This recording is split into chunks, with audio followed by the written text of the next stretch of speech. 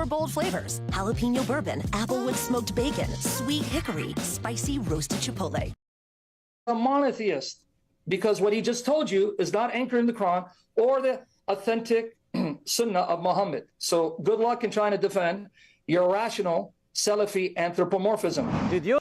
We're going to watch that again, ladies and gentlemen, because Saif didn't really make it clear what Sam's point was. Sam was pointing out that if you take at least these guys' version of Islam seriously, there are other things that are kind of eternal. So if Allah is an eternal God with body parts, as these guys would affirm, then he lives within space and time, right? And therefore, there needs to be a place. There's already a space. And so, in other words, if Allah is eternally a body, then there's space for Allah to move in. So Allah isn't the only thing. Space isn't created, right? Space doesn't have a beginning. So Sam is pointing out in context that that if Allah has actual body parts, as these guys would maintain, and as Saif here clearly maintains, then that entails other things. There's space, there's time, all these things. Allah is not somehow beyond time and so on. So let's go back just so people understand the point, because as always, Saif is going to completely missing the point. But nothing shocking there. But anyway, listen to Sam's point once again in the context of what he's actually arguing. If you say Allah has a body, then Allah's body exists somewhere. So there's space, there's other things. And so he's pointing out that there is more that is eternal than just Allah. According to our friend here, this is his belief. Allah has, well, he wouldn't use the term body parts. I don't want to misrepresent him. Allah has a foot. He has a shin. He even has loins, and he has, if not more, in 2 right hands. Now, him to be the Quran or the authentic Sunnah of Muhammad. So good luck in trying to defend your irrational Salafi anthropomorphism. Did you notice the contradiction? If you didn't catch it, let's listen again to what he said in. Was not a contradiction, Saif, only in your mind, because you... My goodness, let's just let him explain the contradiction. The beginning and how he contradicted himself at the end. That according to our friend here, this is his belief. Allah has, well, he wouldn't use the term body parts. I don't want to misrepresent him. So good luck in trying to defend your irrational Salafi anthropomorphism. In the beginning, he said he would not misrepresent him and acknowledge that Daniel doesn't believe that Allah subhanahu wa ta'ala has body parts. And no, that's not what he said. Yeah, he said you wouldn't call them that. Why? Because they'll call them things like attributes. They'll say the attribute of his hand and so on. So he's saying, okay, I say body parts. You wouldn't call them that, but it's a foot, it's 2 right hands and so on. So Sam says, okay, you wouldn't call them body parts. That's it. And then in the end says anthropomorphism. And Saif, genius that he is, says that is a contradiction because you point out that he would call them something else. Okay, how's that a contradiction? Sam saying you don't call them body parts. So you say foot, 2 right hands, eyes, all these things, but you'll call them something like attributes or something like that. Okay, so what? We would call them body parts. But then he says, and your anthropomorphism in the end. You're contradicting because you said. Look at my goodness. Why are you contradicting yourself? What is this religion, man? All right, here we go. Just show what he says again. This is this great contradiction that he's exposed Sham Shaboon for. In the beginning, he said he would not misrepresent him and acknowledge that Daniel doesn't believe that Allah subhanahu wa ta'ala has body parts. No, Daniel does believe Allah has body parts. He just calls them something else. He calls them by their specific names, and then I'm assuming he would say attributes. That's not the same thing as saying, I'm not saying you're anthropomorphic, your God is anthropomorphic. So anyway. And then he contradicted himself by claiming that he believes integrity and honesty there. It's just that you seem to be too stupid to understand what is being said. That's the problem. So I don't know. To quickly think of a comparison, let's say, for example, I say, or somebody in my position says, considering that you believe in a prophet. Or let's say you follow a God. Let's say you follow a God who that communicates through a being that is very violent, that delivers the message in such a way that he comes and squeezes and basically beats and harasses the prophet, makes him pass out, and so on. This is what you believe in, and you describe him as a merciful angel. Whereas I say, I would not say that Saif believes in a very demonic, or at least really messed up angel. I wouldn't say that because he wouldn't describe it that way. However, that's what he actually believes in. So I have not contradicted myself. I have established here that you would not define it that way. I, however, would, because that's clearly what we understand from the description of this angel. I hope this helps you get a little bit closer to what Sam Shamoun was talking about. But I would recommend just, I don't know, going to school and something like that. Yeah. Going to school is haram. Hey, Dawa Logic here says, mocking someone's accent is very Christian of you. Dawa Logic. We're making fun of the idea how in Islam, all you have to do is yell at people like this all the time, and they think that makes it true. That sounds incredibly stupid to us. But as far as your priorities are going, you think us making fun of the way someone speaks in this way that somehow people are programmed to mindlessly accept as true, that's your problem, and not like your guys spreading child marriage and trying to convince people that child marriage and slaughtering apostates, like, dude, anytime I look at what you guys complained about, yes, we're going to chop your heads off, yes, we're going to rape your little girl, yes, we're going to do all these, oh my goodness, he's making fun of the way I'm saying things in this voice. Like your perfectly functioning moral compass is on exhibit full time. All right, back to Saif, because his Dawa's going to be powerful, but he's going to. Man, I love this video. Attributes he mentioned about Allah subhanahu wa ta'ala. See, he just called him that, the attributes. So that's all Sam was saying in the beginning. Was you wouldn't call them body parts. Anthropomorphistic understanding of God, no honesty and no integrity. But before we refute this guy, let's check if the attributes. By the way, AP, look at this. Look at the new. I don't know how long he's been doing this. I don't recall seeing this in a preview video, but he has this new thing where he keeps putting a picture like it's uncrumbling. He keeps using this. He's got one effect throughout the entire thing. He keeps having a picture of someone uncrumbling. Watch this. Ready? This is powerful, ladies and gentlemen. This is an upgrade. Saif got some new editing software here. Here we go. Himself by claiming that he believes in an anthropomorphistic understanding of God, no honesty and no integrity. But before we refute this guy, let's check if the attributes he mentioned about Allah subhanahu. What's that? It's actually kind of nice. Yeah. It was okay. He just does it like 50 times per video now, and so we're about to see him do this over and over and over again. I have a bigger problem with whatever he's wearing there. Anyway. Oh, I wasn't even paying attention to that. Yeah, what is that? What's going on there? I don't even get it. It looked like a kimono. Wait, what are you doing wearing a kimono, man? I am actually Japanese. You don't know this. I identify as Japanese, but they had no men's garments in the kimono store, so I got women's kimono. My name is Yakamoto. Something like that. Are accurate or not, because before Muslims can go and debate these people about religious issues, they should first know what they are talking about. I agree completely, Saif. I agree completely. Before you guys go around and you're talking about learn what you believe, because here's the thing: again, you have Muslims who don't believe that Allah has these literal body parts, but you have all these people who are following like the Salafi touch and still don't know what they're affirming, and so it is very good to actually learn. But here we go, back to Sam. I actually like the, even though he's kind of ruining the context a little bit, he is playing a fair amount of the clip here. Allah has a foot. Yes, Allah subhanahu wa ta'ala has a foot, and we are not shy to affirm it and believe in it. Anas bin Malik radiallahu anhu reported that Allah's Apostle sallallahu alaihi wasallam said that the hell would continue to say, is there anything more, until Allah the exalted and high would place his foot therein, and that would say, enough, enough by your honor, and some part of it would draw close to the other. And everyone catch that? All he did, I don't even know what he's complaining about.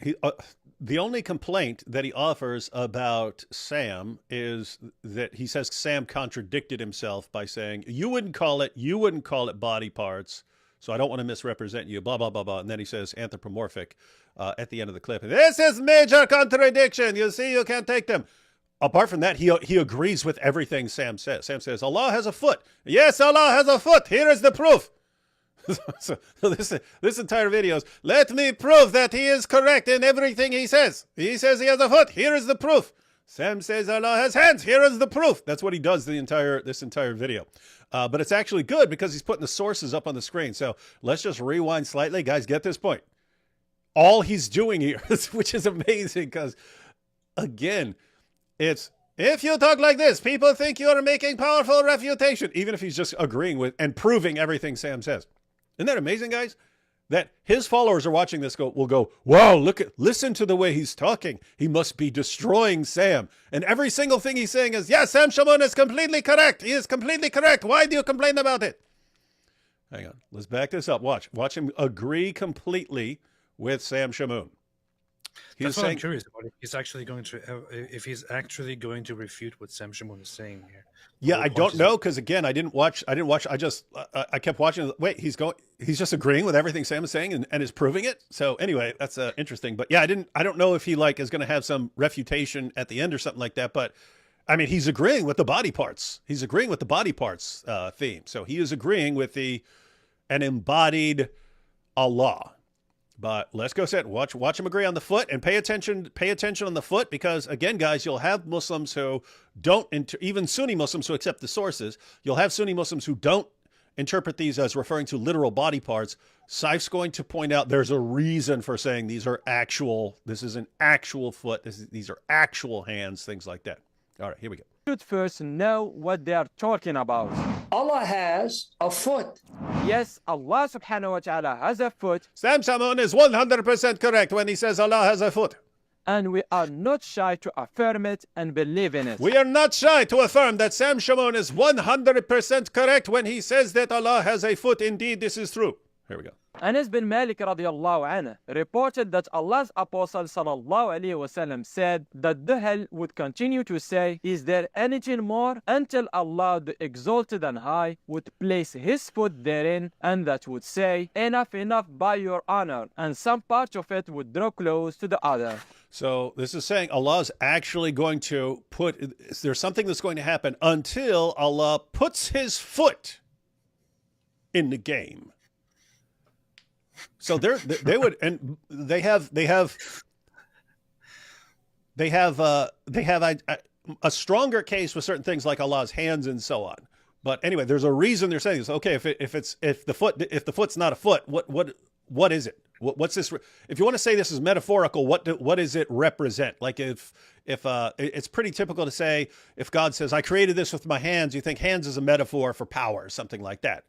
But there are reasons in the Muslim sources you can't take that as you could do whatever you want, but there's a reason Salafis do not take that as metaphorical. And there are reasons for all this. They're saying, okay, if these different things are figures of speech for something else, what are they? And they conclude that these passages make no sense unless this is talking about an actual foot, actual hands, and so on.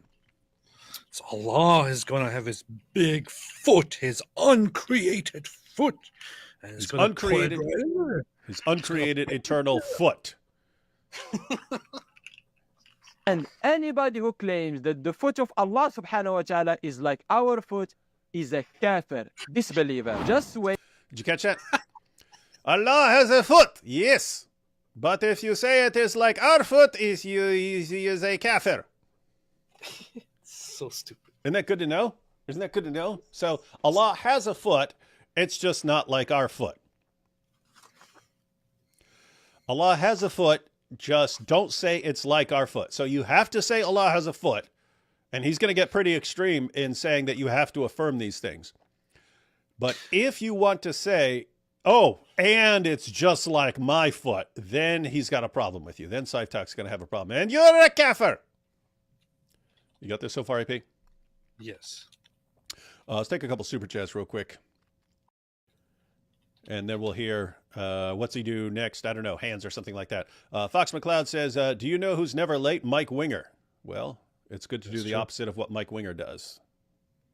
If you do the opposite of whatever Mike Winger does, you will be a success in life.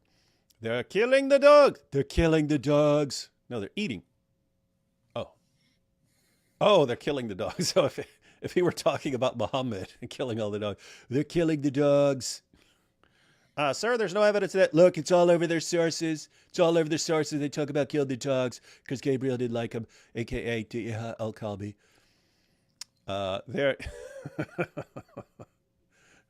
They're eating the Quran. Trump on D Wood and AP. They're eating the Quran. Sir, there's no... Look, I've seen it. I've seen the video.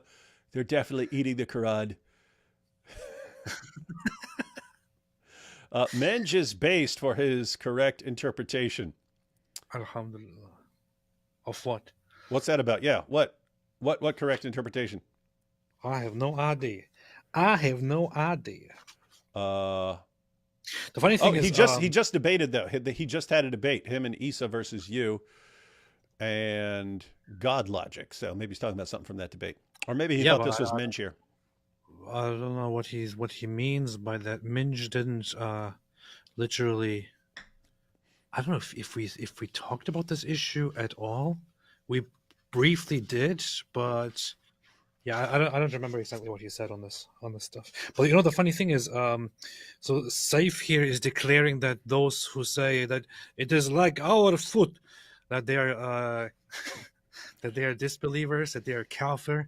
The funny thing is, it's like most of the Muslim world will say that it's not. Most of the Muslim world will not accept his definition of Allah's attributes and will contest Allah literally having body parts or attributes. They will contest his description of where Allah is. They will say it is forbidden to say Allah is above his throne, above the heavens, and so on. It's like the whole problem here with him saying, and whoever says this is a kafir, this is a tradition that goes back into Islamic history. Ibn Taymiyyah and his folk were very, very explicit on that kind of stuff. If you want to go down that path, you would declare that the majority of Muslims today are disbelievers. But people like Saif will also then claim that these people who are Muslims and who don't acknowledge his form of Islam, who don't acknowledge his theology, his anthropomorphism, that they are Muslims, while also declaring that they are theologically not Muslims, that they are disbelievers. It is so stupid. Yeah, and Brother Rashid points this out. He's like, oh, we hear about 2 billion Muslims in the world, or 1.6 or 1.8 or whatever, but this group says that group's not Muslim, and within this group, these guys say these guys aren't real Muslims. And he said eventually it comes down to the only Muslim is that particular Muslim in his mosque, and everyone else is not a Muslim. The kafir. Ibrahim Akil. He's ballless, just like Allah. Ibrahim Akil was one of the most wanted on the FBI list. He had Wait, is he on one of these cards? $1 price. I don't think so. He was a Hezbollah. These are just guys. Huh? Okay. Yeah, I have Hezbollah cards. Maybe he was on there, but he was. You got the Hezbollah deck? No, but I have some people from Hezbollah on here as well. Oh, okay. But that guy had $7 million on his head. I think the U.S. government was offering $7 million for information on Ibrahim Akil. Today, Israel officially announced and confirmed that they killed him in a strike on Lebanon. The guy was responsible for killings of Americans and others. So Oh. really, really big stuff. He was wanted in the U.S. in connection to his role in the 1983 bombings of the U.S. Embassy in Beirut, which killed 63 people, and of the U.S. Marine Corps barracks, which killed 241 U.S. personnel. He was today eliminated by the IDF. Alhamdulillah. So where's my 7 million? Very, very based. By the way, Megatron, I'm not exactly sure Allah is ballless. We're gonna be talking about Allah's loins here. Allah's body parts. Does Allah have a pager? Yes, he's a teenager with a little bit of gold and a pager. A'udhu billah. That's good. What a perfectly nice video. How can this be? Yeah, it was going to be a perfectly nice video. It did not turn out that way. Hi, my name is Allah. I identify as Hi, my name is Allah. I identify as us, we, LGBT, peace be upon him. Yeah, I was going to say that the A in LGBTQIA plus is actually for Allah, but I didn't include that. Let's see. Just saw an ad claiming Kamala is going to be tough on Hamas terrorists. Oh, yeah.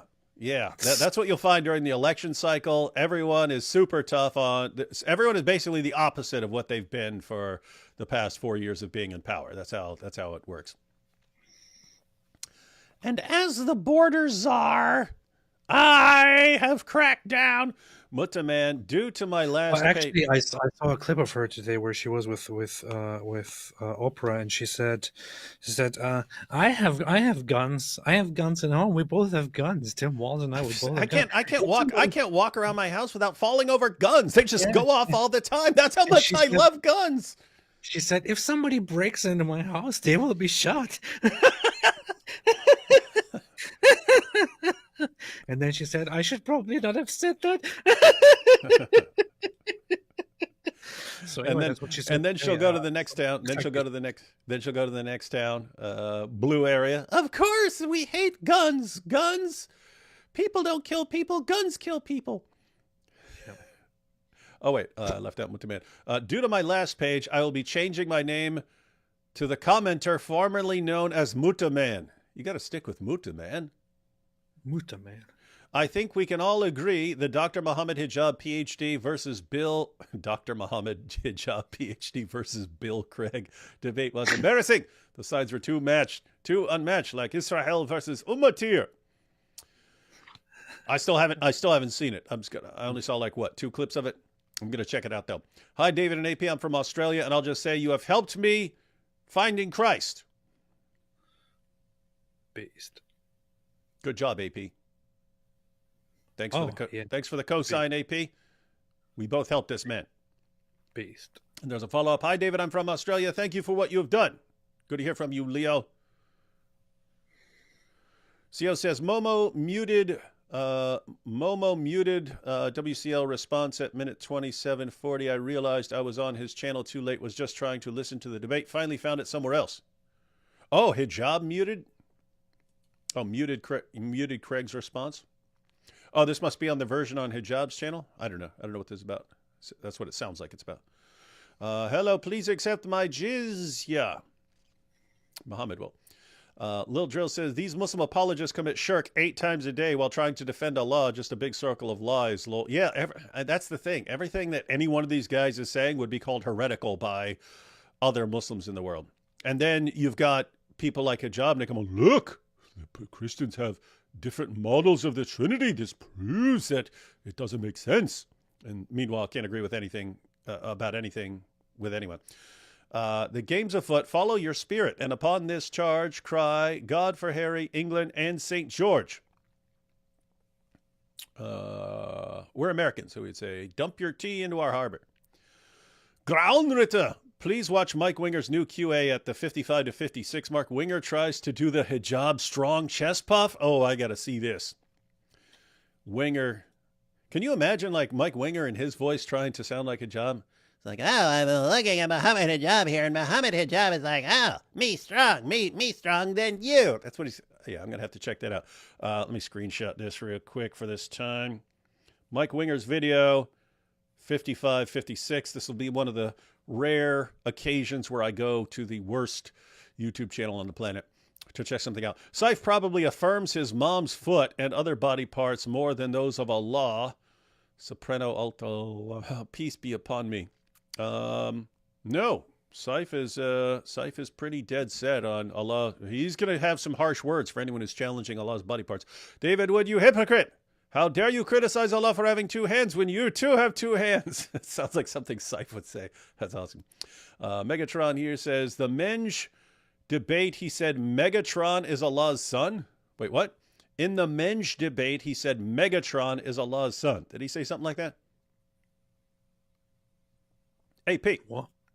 Said in the Menge debate, he said Megatron is Allah's son. Is this something like that happening? Is this ringing a bell?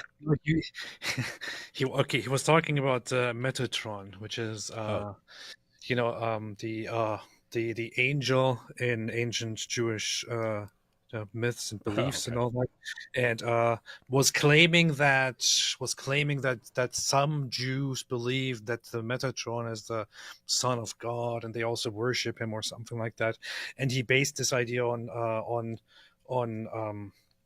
something in a Jewish text, but he wasn't representing it correctly. It is basically it's not saying that they actually worship him or consider him son of or anything like that.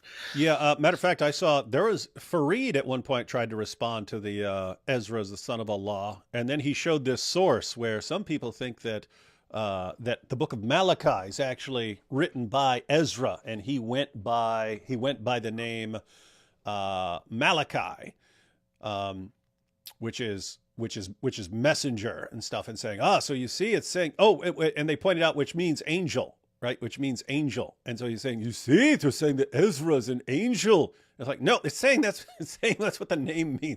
Oh man.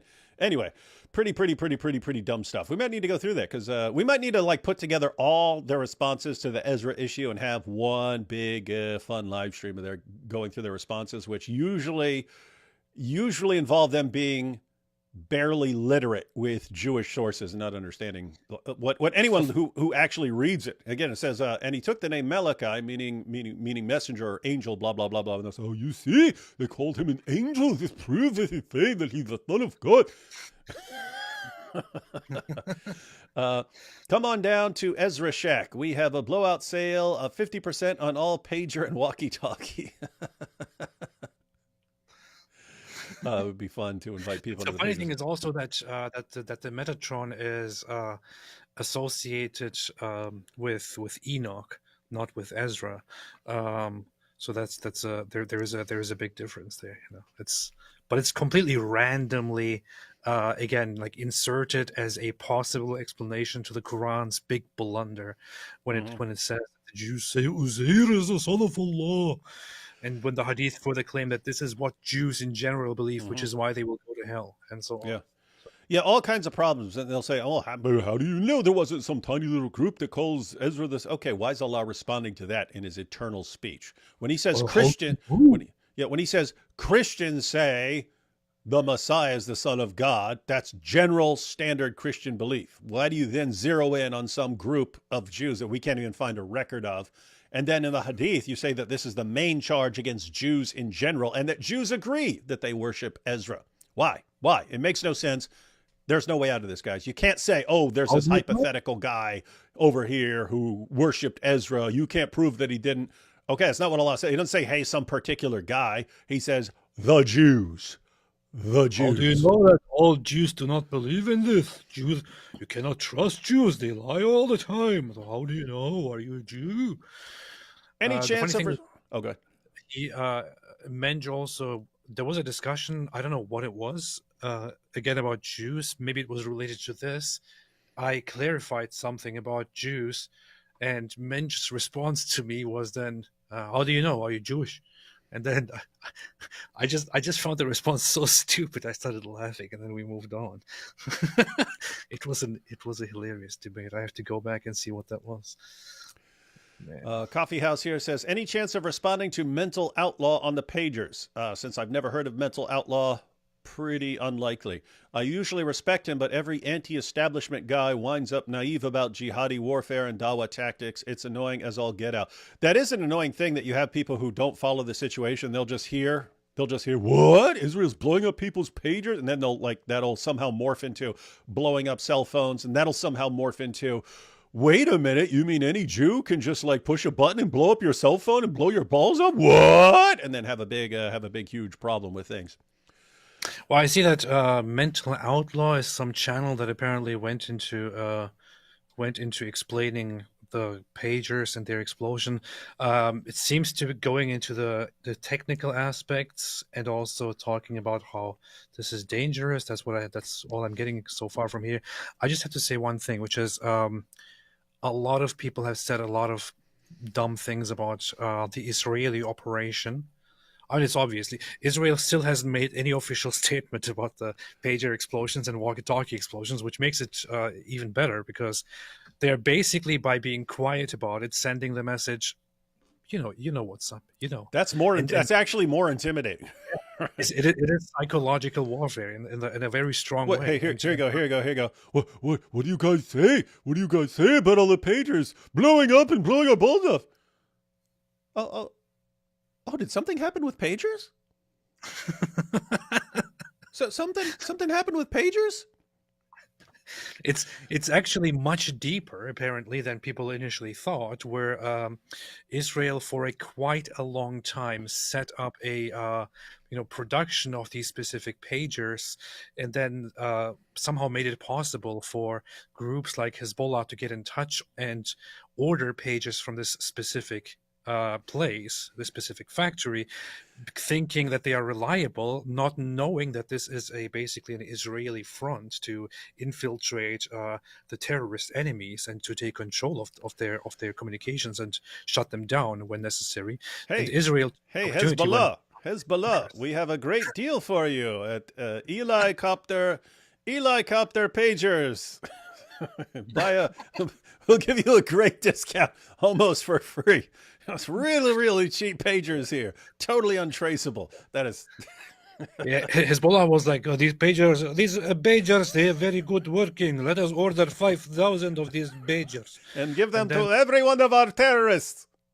And the Israeli the box comes only for terrorists. Super secret. Okay, not for everyone, just for the terrorists.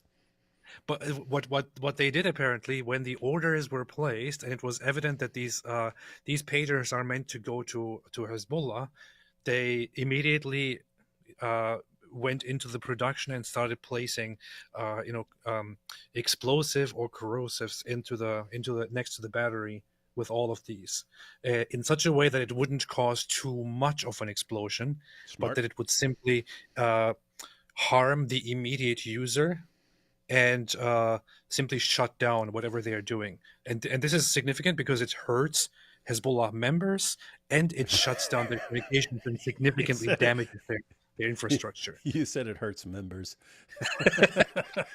Oh, it hurts members, all right. It hurts them real bad. That was totally unintended. But yes, so that's what they did. And I want to say something. Lots of people have been going around like, well, this is dangerous. Isn't this terrorism? It's terrorism. What are you blowing up pagers? Excuse me.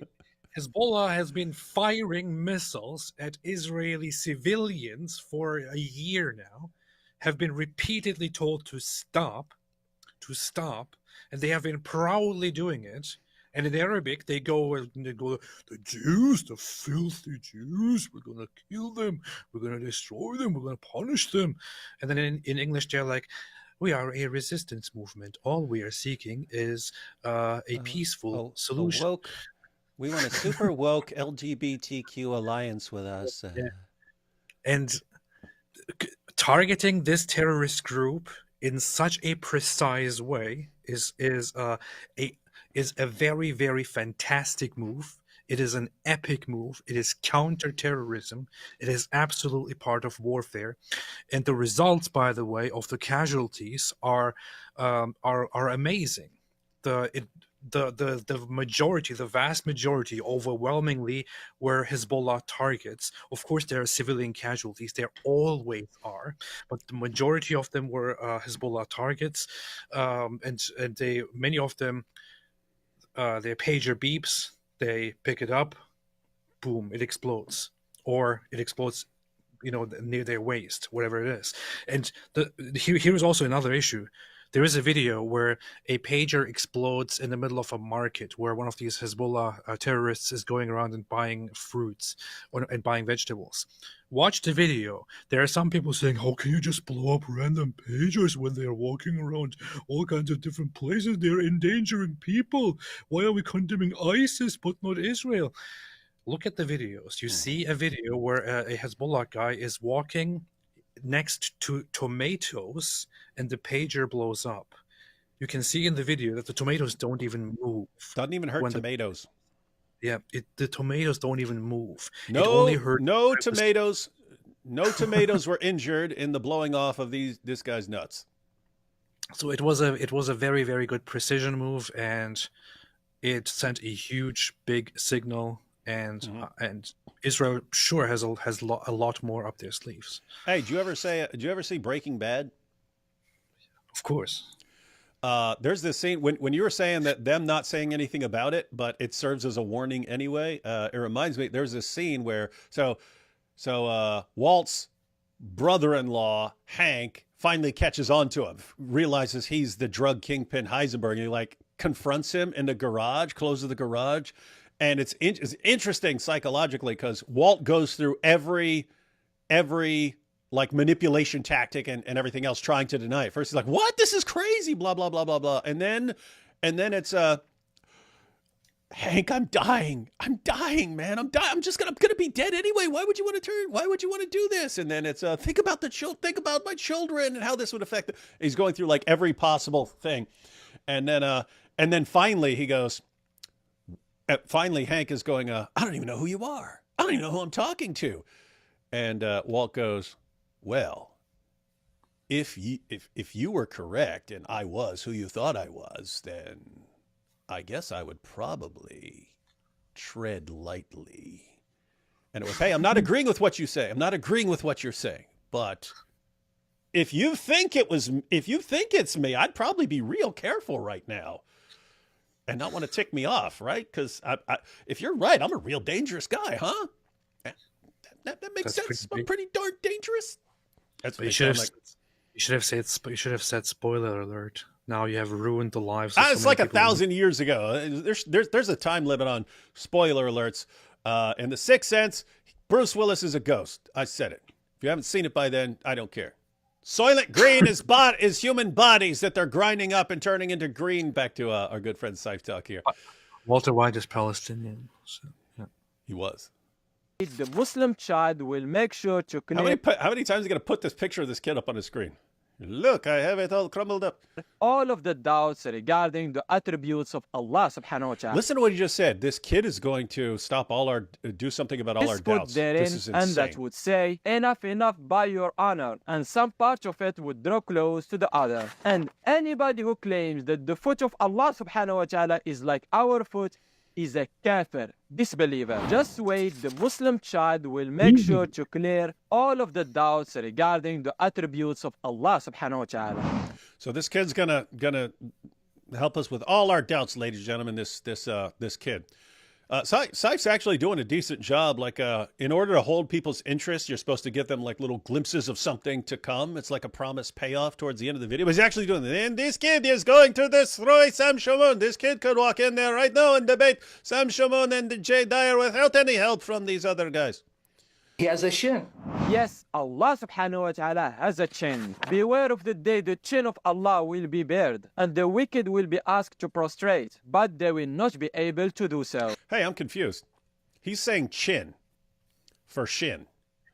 But Son of Hamas says he would say shin if you're saying chin. Do you see what I'm saying? Like, he doesn't say children, he says children. He has a problem with the ch sound, and because he can't pronounce. He can't pronounce. Sh sound. That there is a sh sound. Why would this guy do a ch instead of sh? That's what I'm saying. These guys have reverse problem. So some Arabs can't pronounce the ch sound, so they say sh, and wherever Saif is from, he can't pronounce sh, so he says ch. So he keeps saying that Allah has a chin when he's talking about. Just to be clear. He's not saying Allah has a chin, although Allah has a face, so you would assume he has a chin, but he's saying shin. And once again, Saif is just agreeing exactly with what Sam Shamoon said. Hey, you guys believe Allah has a shin. Now here's the evidence. According to Saif, he agrees completely. wa ta'ala has a chin. Beware of the day the chin of Allah will be bared, and the wicked will be asked to prostrate, but they will not be able to do so. Allah subhanahu wa ta'ala himself confirmed in the Quran that he has a chin, and anybody who rejects what Allah subhanahu wa ta'ala confirmed about himself, his problem is not with me or the people of the Sunnah, his problem is with Allah subhanahu wa ta'ala wal-'iyadu billah. And guys, just so he cited the Quran for Allah's chin slash shin there, but in the Hadith you have this famous passage where at the judgment Allah's going to be changing forms over and over again, and people aren't going to know what to believe because Allah's like master of disguise. And then Muslims are actually going to recognize him because Allah is going to pull his kimono up. He's going to pull his kimono up and show his shin, and then all Muslims are going to go, "Oh, that's Allah." So according to Muhammad himself, Muslims are only going to be able to recognize Allah by his shin when he pulls up his dress. So this is what Saif's saying. Look, this is dead serious here. If you guys are saying he doesn't have a shin when he says he has a shin in the Quran, and we have in authentic hadiths Muhammad saying that this is the only way you're going to be able to recognize him on Judgment Day is by his shin. One, he definitely has to have a shin, according to this pretty straightforward method of interpretation. He has a shin, but kind of follow up, Muslims, you better know what Allah's shin looks like. Which is confusing because everything they say, well, but it's not like our shin. Okay, what's it like? What's it like? You're supposed to be able to recognize it, which means you're supposed to have an idea of what it looks like. Do you not see the problem?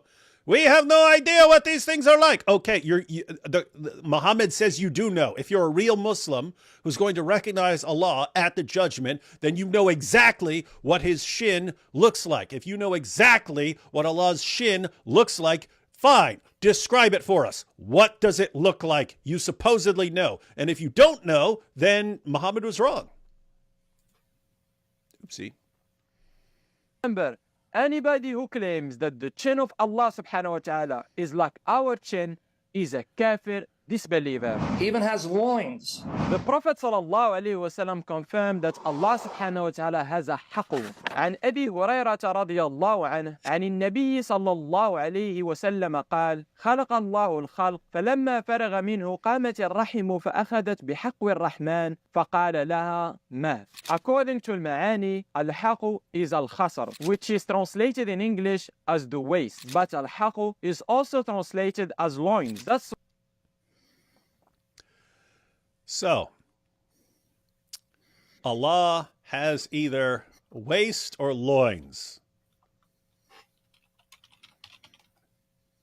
Everyone got that? So, Sam said, foot. Saif agreed completely. Yes, Allah has a foot. That's very clear.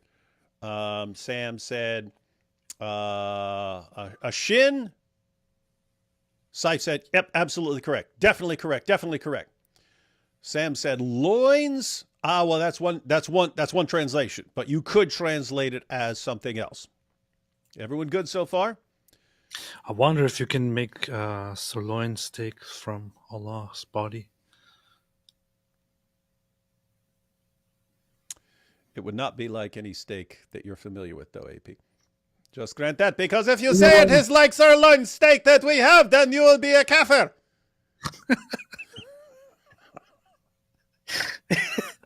Next, we're going to talk about Allah's testicles, but he doesn't have them anymore because the Jews made his pager explode. Now we don't talk about it anymore. I always prefer to mention the attributes of Allah subhanahu wa ta'ala in the Arabic language rather than English. And anybody... Did you hear what he just said? When you're talking about these things, say them in Arabic. Oh, wait, so no one understands? who believes that al-haqu of Allah subhanahu wa ta'ala is like our haqu is a kafir disbeliever. And he has at least 2 eyes, if not more, and 2 right hands. Yes, Allah subhanahu wa ta'ala has 2 eyes. And anybody who rejects that is a misguided person falling into disbelief. Did you catch that? He's talking about Allah having actual eyes. And he said, if anyone who rejects that has fallen into disbelief. So if you're a Muslim and you do not accept the Salafi interpretation that Allah has actual eyes, you have fallen into disbelief. You're an unbeliever, which would make you what? I mean, if you've recited the Shahada, but now you reject that Allah has actual eyeballs, you're an apostate.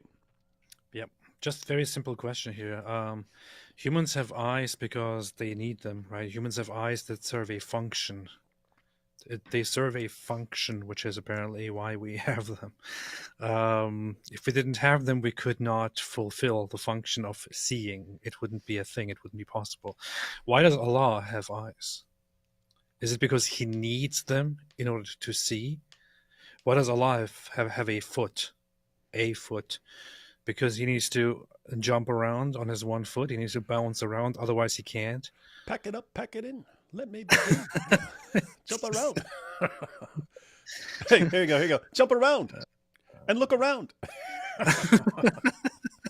Is that what Allah does? This imply that Allah himself might have been created by a bigger other guy, who himself is the creator of Allah, who gave him a foot so that he can walk around, or so that he can hop around?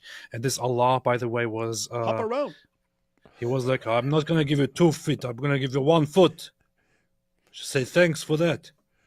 Be grateful, you little weakling. That's what the big Allah said to the little Allah. I don't know.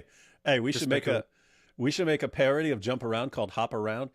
But we have like an animation of Allah with like his 1 leg, but with like his 2 feet on there, and then his 2 right arms and stuff. And that would be dope. That would be pretty dope.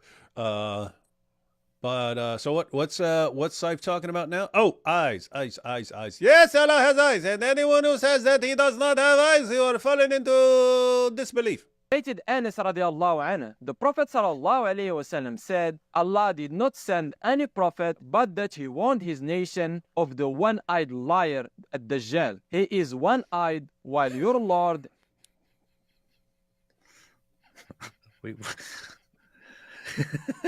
I'm sorry. For anyone who grew up in my generation, there were a variety of euphemisms for penis that talked about it being one-eyed. So it's just, quit saying one-eyed. Don't say one-eyed. Don't say one-eyed wonder worm. Any of that stuff, man. Just talk about something else, dude. Don't. Saif, you need to think about how your words are interpreted in other parts of the world, buddy. Is not one-eyed. The word kafir, unbeliever, is written between his 2 eyes. And to confirm that your Lord is not one-eyed means 2 eyes, let's go to Sharh Usul I'tiqad Ahl Sunnah. I have to show you that your Lord is 2-eyed and not one-eyed. That's good. This is very important to know, because otherwise, if he was one-eyed and the Dajjal was one-eyed, I'd be like, oh, that's got to be the same person right there. I'm so confused. والجماعة من الكتاب والسنة of الإمام اللالكائي رحمه الله, volume 2, page 65. Do the special effects help for Muslim viewers? Do the special effects help, like just not putting them on the screen? Like it's like it looks like like a picture is being uncrumbled and it looks like a page is flipping. Does that actually help? It does. It makes me feel that Islam is the truth.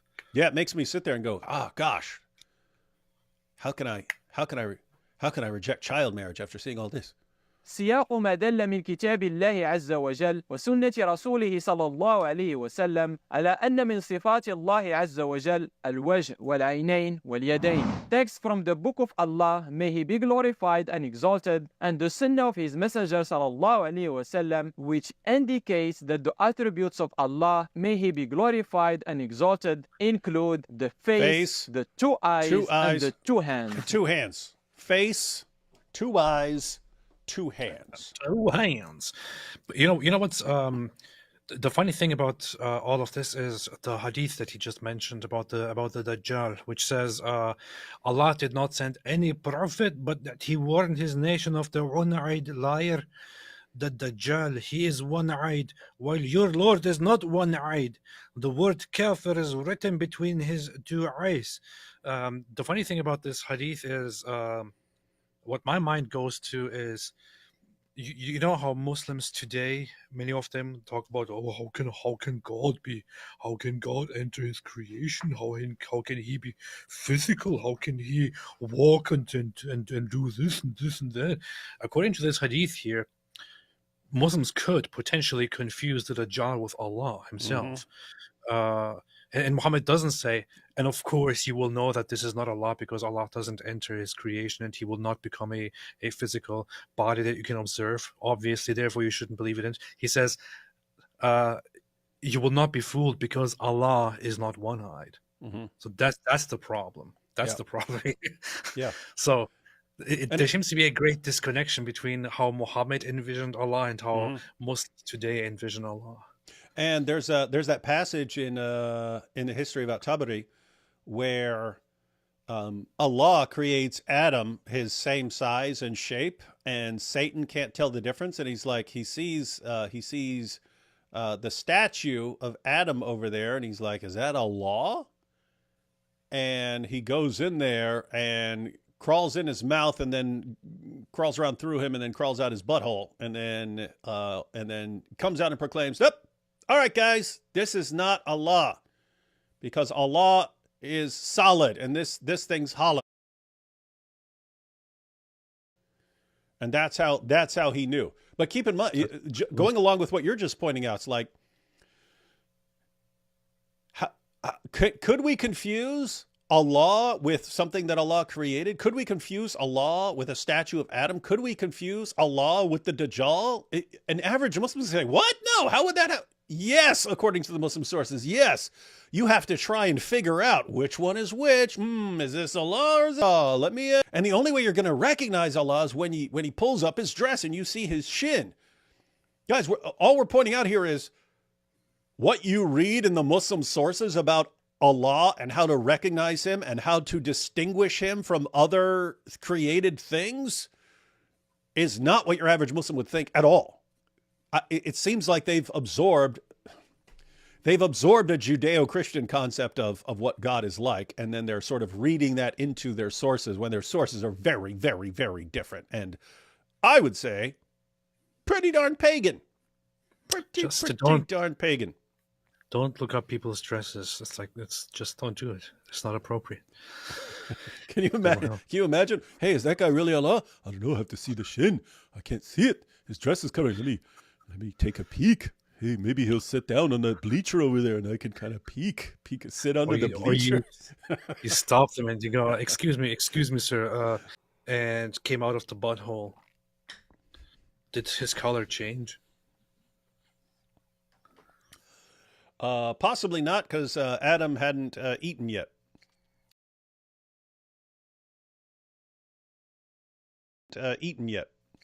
Okay. So his digestive system probably wouldn't have been. I see. All right.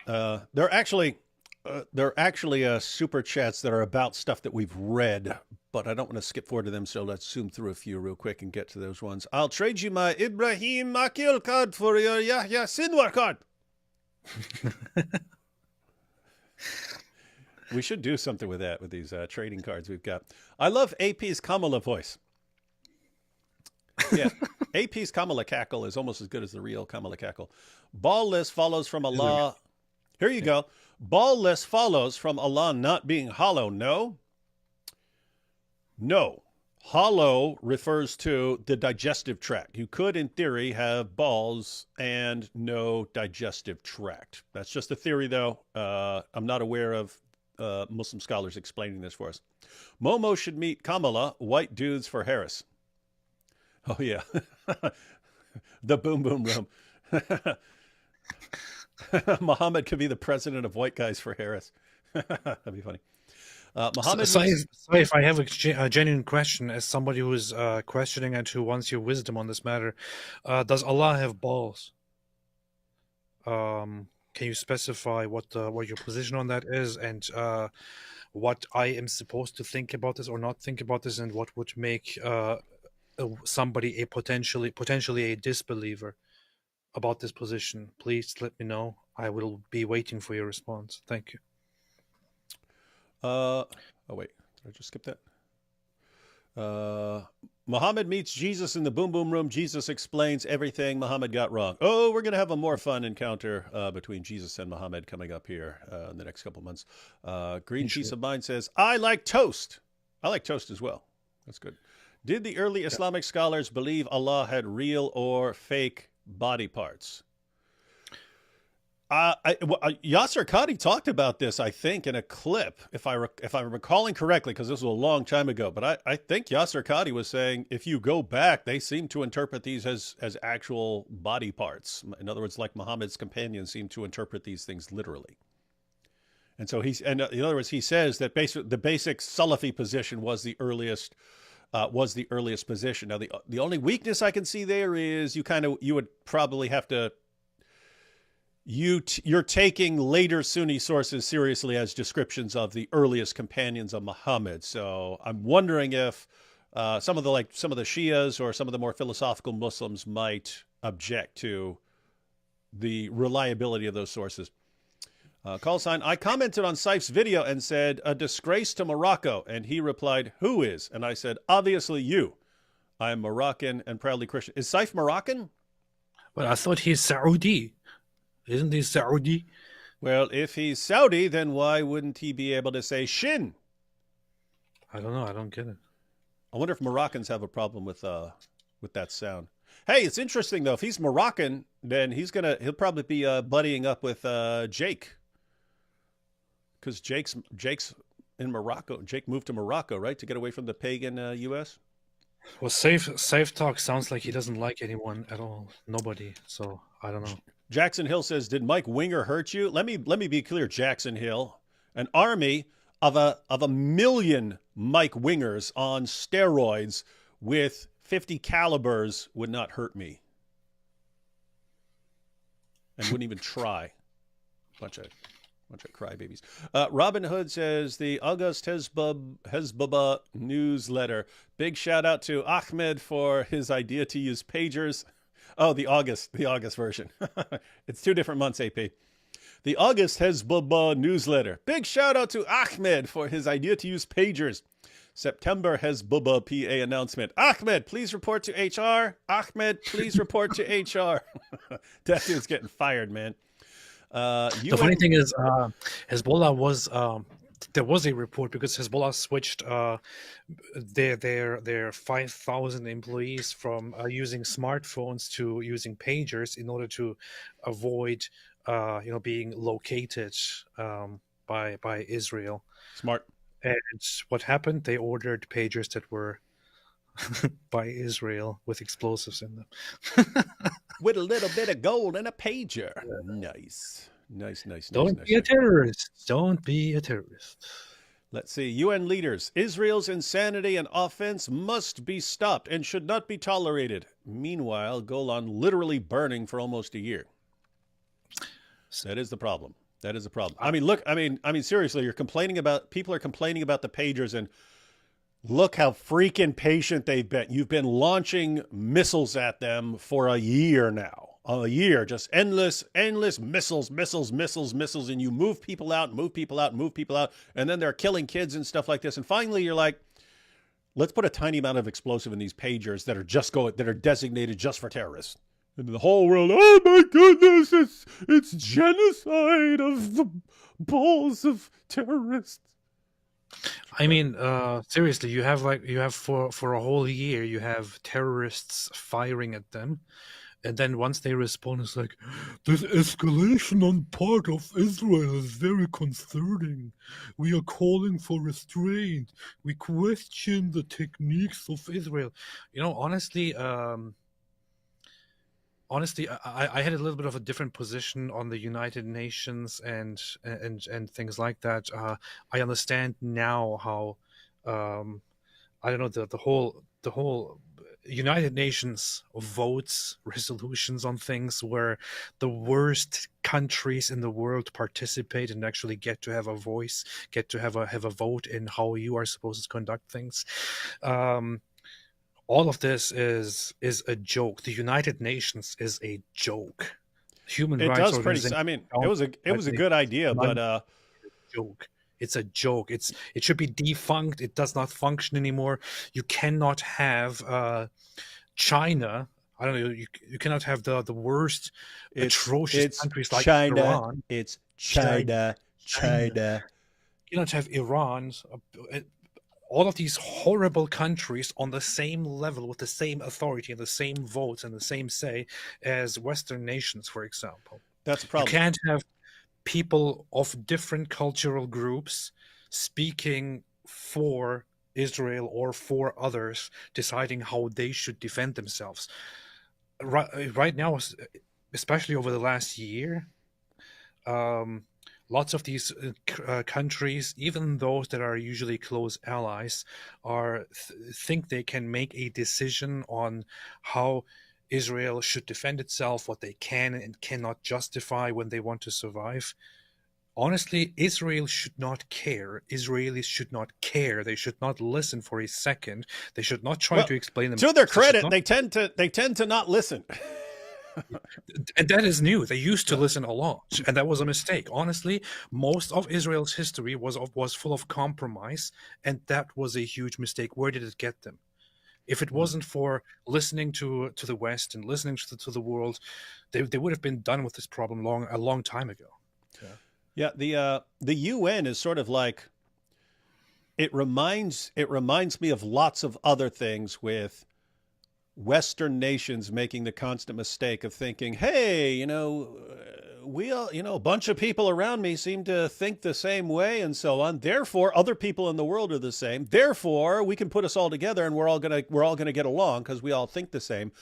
And then having to find out the hard way, it doesn't work like that. And it's similar where, hey, let's have this big global organization of nations, and we're all pretty much the same. We'll all try to get and like other nations that want to destroy you, infiltrate and use your good intentions to destroy you. There are bad people and evil governments in the world who use your good intentions to destroy you and subjugate you. And UN is a perfect example of that. Last time I heard the name Minge was an episode of South Park. It was the name of a popular person's vajayjay. Yeah, I've heard that too. Apparently it's like, what is it? The UK or something like that, where Minge means something else. Why, like this guy chooses? Yeah, just to be clear, his name isn't actually Menge. It's an abbreviation. It stood for something like Muslim such and such and such and such. There was this channel name back in the day. Keep in mind, guys, Menge goes all the way back. When I started studying Islam, people were dealing with Menge back then. So it's just weird that he seems so stupid, and he was cranking out articles and had his own like Dawah center back then. It's a very British thing to use the word minge when referring to the woman genitalia. Yeah, they speak weird over there. A bunch of weirdos. It's a minge, isn't it? And we probably shouldn't be saying this and dragging this out, because as a British listener, this probably sounds very weird. They're like, oh, what's this? What's this? This is very, very offensive to my British ears, isn't it? And we're like, guys, that means nothing. You can say that word. We don't even know what you're talking about. It's like when I was in Britain, I took like 50 pictures of people coming up, can I get a picture? And everyone, I'm like, they didn't tell me till like after 50 pictures that's like the middle finger to them, right? Like, but I saw people reacting when I would go like this, and I'd see someone in the background behind the camera go, it's like, wait, you guys knew? You didn't tell me anything? The funny thing is, I referred to him. I was aware of the slang. I was aware of how it is, of what it is called in British. Oh, you should use that then. And when I was debating him, when I debated him a while ago, I used it directly to his face because he was being so disrespectful. I kept calling him Minge during the debate. And it was like, first of all, get it right. It's not Minge. It is M-A-N-J. I was like, okay, Minge. So we kept going like that. This last weekend, I decided to just play it nice and cool, and kept referring to him as M-E-N-J. And so far we're good, and I don't want to being disrespecting. I mean, we are now friends. We're now very, very good friends. We love each other. Yeah. This is a matter of the past. Alhamdulillah. Gabe says, D Wood, you should do a stream watching a Mike Winger video. We did back in the day. It was Mike Winger's Mike Winger giving his thoughts on Islam, and we watched it. And we were agreeing with him as far as making fun of Islam, but we were making fun of Mike Winger being a nerd pretty hard in that video. But you can check it out. It's still on my channel. Search for David and AP and Mike Winger. If we convince everyone that cell phones can randomly blow up, that might be a boon to society. Yeah, if you understand how cell phones are screwing people up psychologically, might be good if everyone became suddenly terrified of them. ChatGPT insisted that Salafi are a tiny, insignificant minority of the Muslim population. Can you confirm? From personal experience, they seem massive. Well, here is the thing. There is one aspect of truth to it, which is that if you take the global Muslim population into consideration, the Salafis are a minority. Most Muslims around the world do not follow the Salafi school, and the Salafi, they don't even follow the Athari, which is the theological school where the Salafi movement is very dominant. They follow different schools of thought in theology, the Ash'ari and the Maturidi schools, which are distinct from the whole Athari and Salafi movement, which primarily comes from the Arabian Peninsula, specifically from Saudi Arabia and all that. But the thing is, they happen to be very, very loud, especially online. Mm-hmm. And they happen to be also heavily funded by Saudi Arabia. Funded, and very aggressive, yeah, and doing there's a reason lots of the Dawah guys, there's a reason every other Dawah guy you run into is Salafi. They're really focused on going around and winning converts. But also, I mean, guys, here's the problem. Here's the problem. This is the problem for everyone thinking when we talk about Islam and calling for the subjugation of the entire world and stuff. They say, but what are you talking about? I have a nice Muslim friend. I have multiple nice Muslim friends. I have nice Muslims. I'm not one of these guys who will say, no, that nice Muslim friend is actually trying to subjugate you too. He's in it. No, there are actual Muslims who don't believe these things and so on. And I know because some of these guys, some of your nice Muslim friends over time convert, and then they don't come up to you later and go, actually, I was planning on killing you, but now that I've left Islam, they don't. So you have genuine people who have different ideas about Islam. You have Muslims who don't want to subjugate the world and so on. Here's the issue.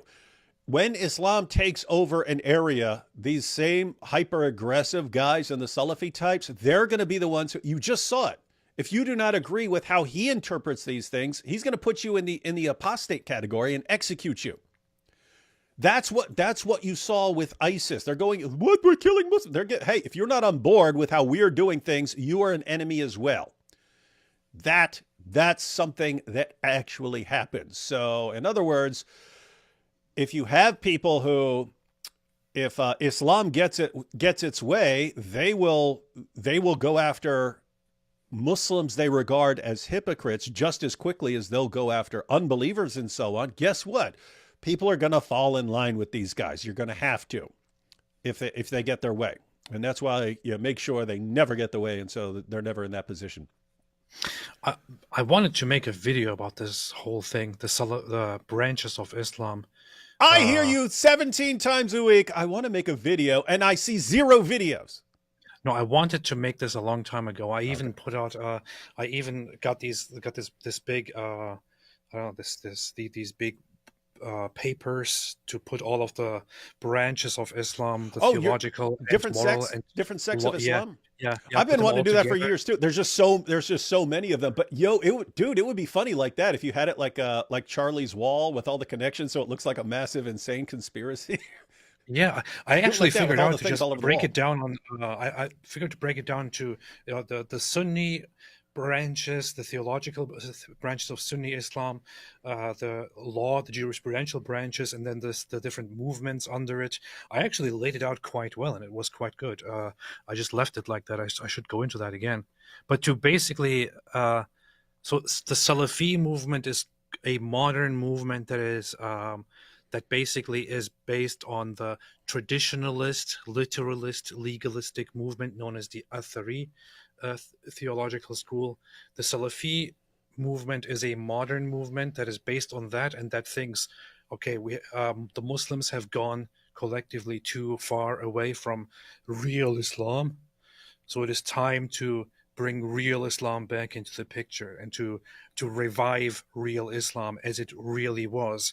And Salaf means Salaf refers to the early companions and the first three generations of the Muslims, the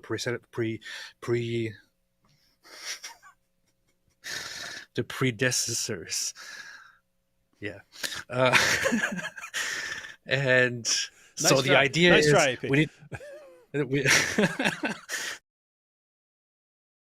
The idea is we need to go back to how they practiced Islam and how they preached Islam and how they understood Islam, because after them, certain people came and started moving Islam away from its fundamentals and mixing new things into Islam that are not supposed to be part of Islam, such as, I don't know, celebrating the birthday of Muhammad and things like that.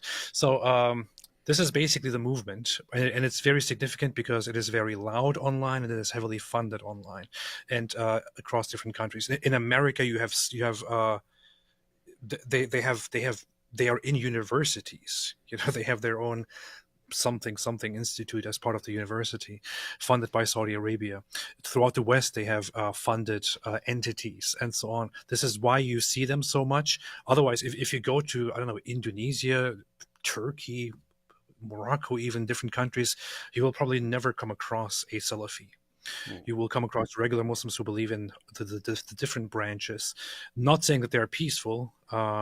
It's still very much problematic and messed up, but the Salafis are very, very much online, present, and dominant. None of that is true. I profess there is no God but Alan, and Moham is his pager. Beast. No God but Alan, because I'm a teenager, and Moham is his pager. Here we go. Rick Newton says, those pagers were old Samsung exploding tablets. It would be funny if they came out with a story like how they, all the recalled Samsung tablets they actually used for those. That'd be funny.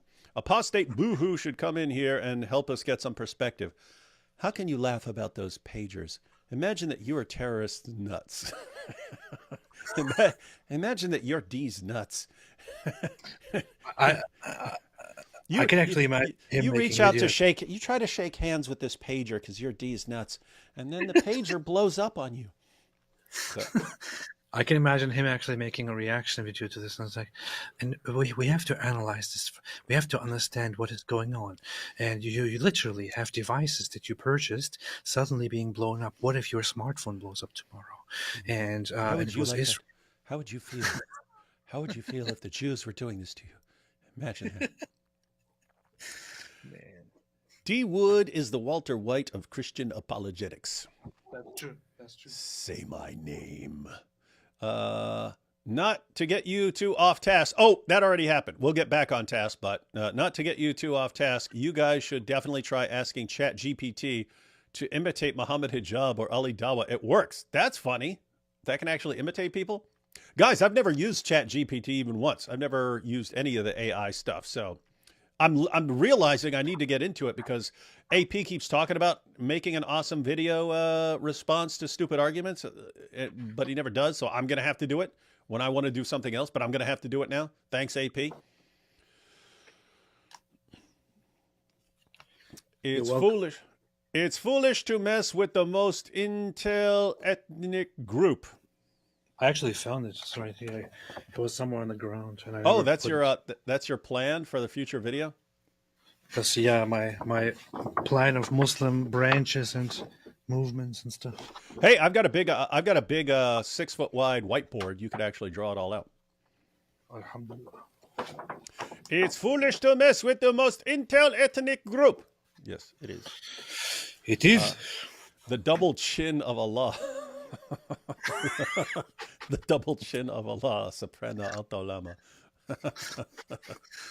Rick Newton said, these Muslim soldiers are like Allah's parts, some over here, some over there. Terrorists blow up so fast these days, very similar to Islam versus that. I mean, seriously, I've brought this up before, but you wonder, does it ever cross your guys' minds that maybe God is not supporting us in this war effort. It's like, oh, we just got blown up. Oh, we lost again. Oh, we lost again. Oh, we lost in 1967. Oh, we lost in 1973. Oh, yeah, we lost again. We keep losing. We keep losing. But God's on our side here.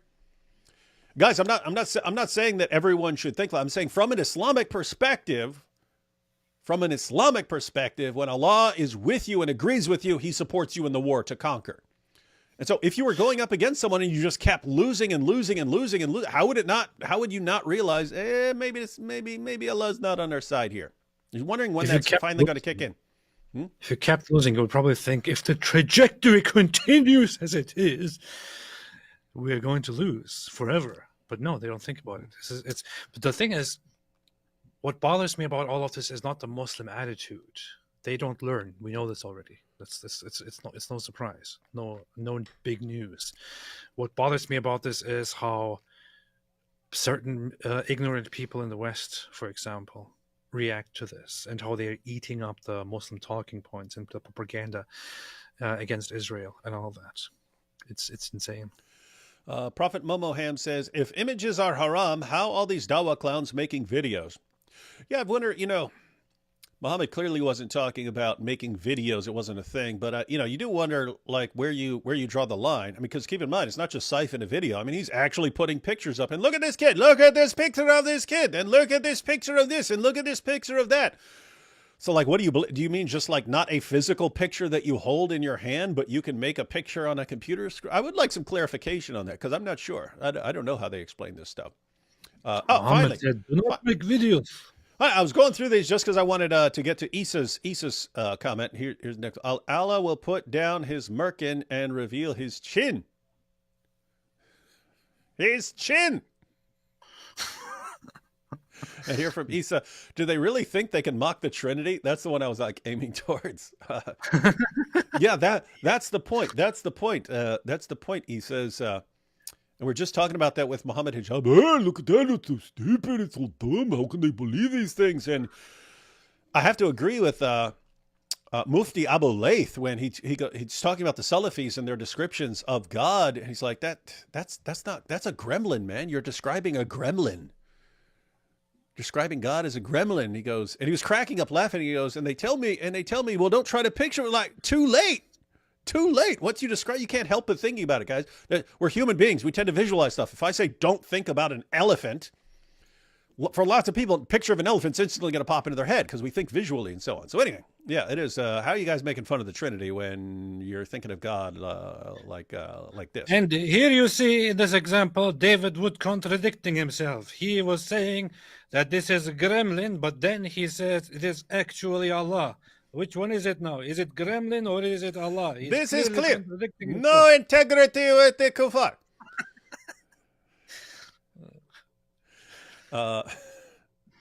People talking about pagers still.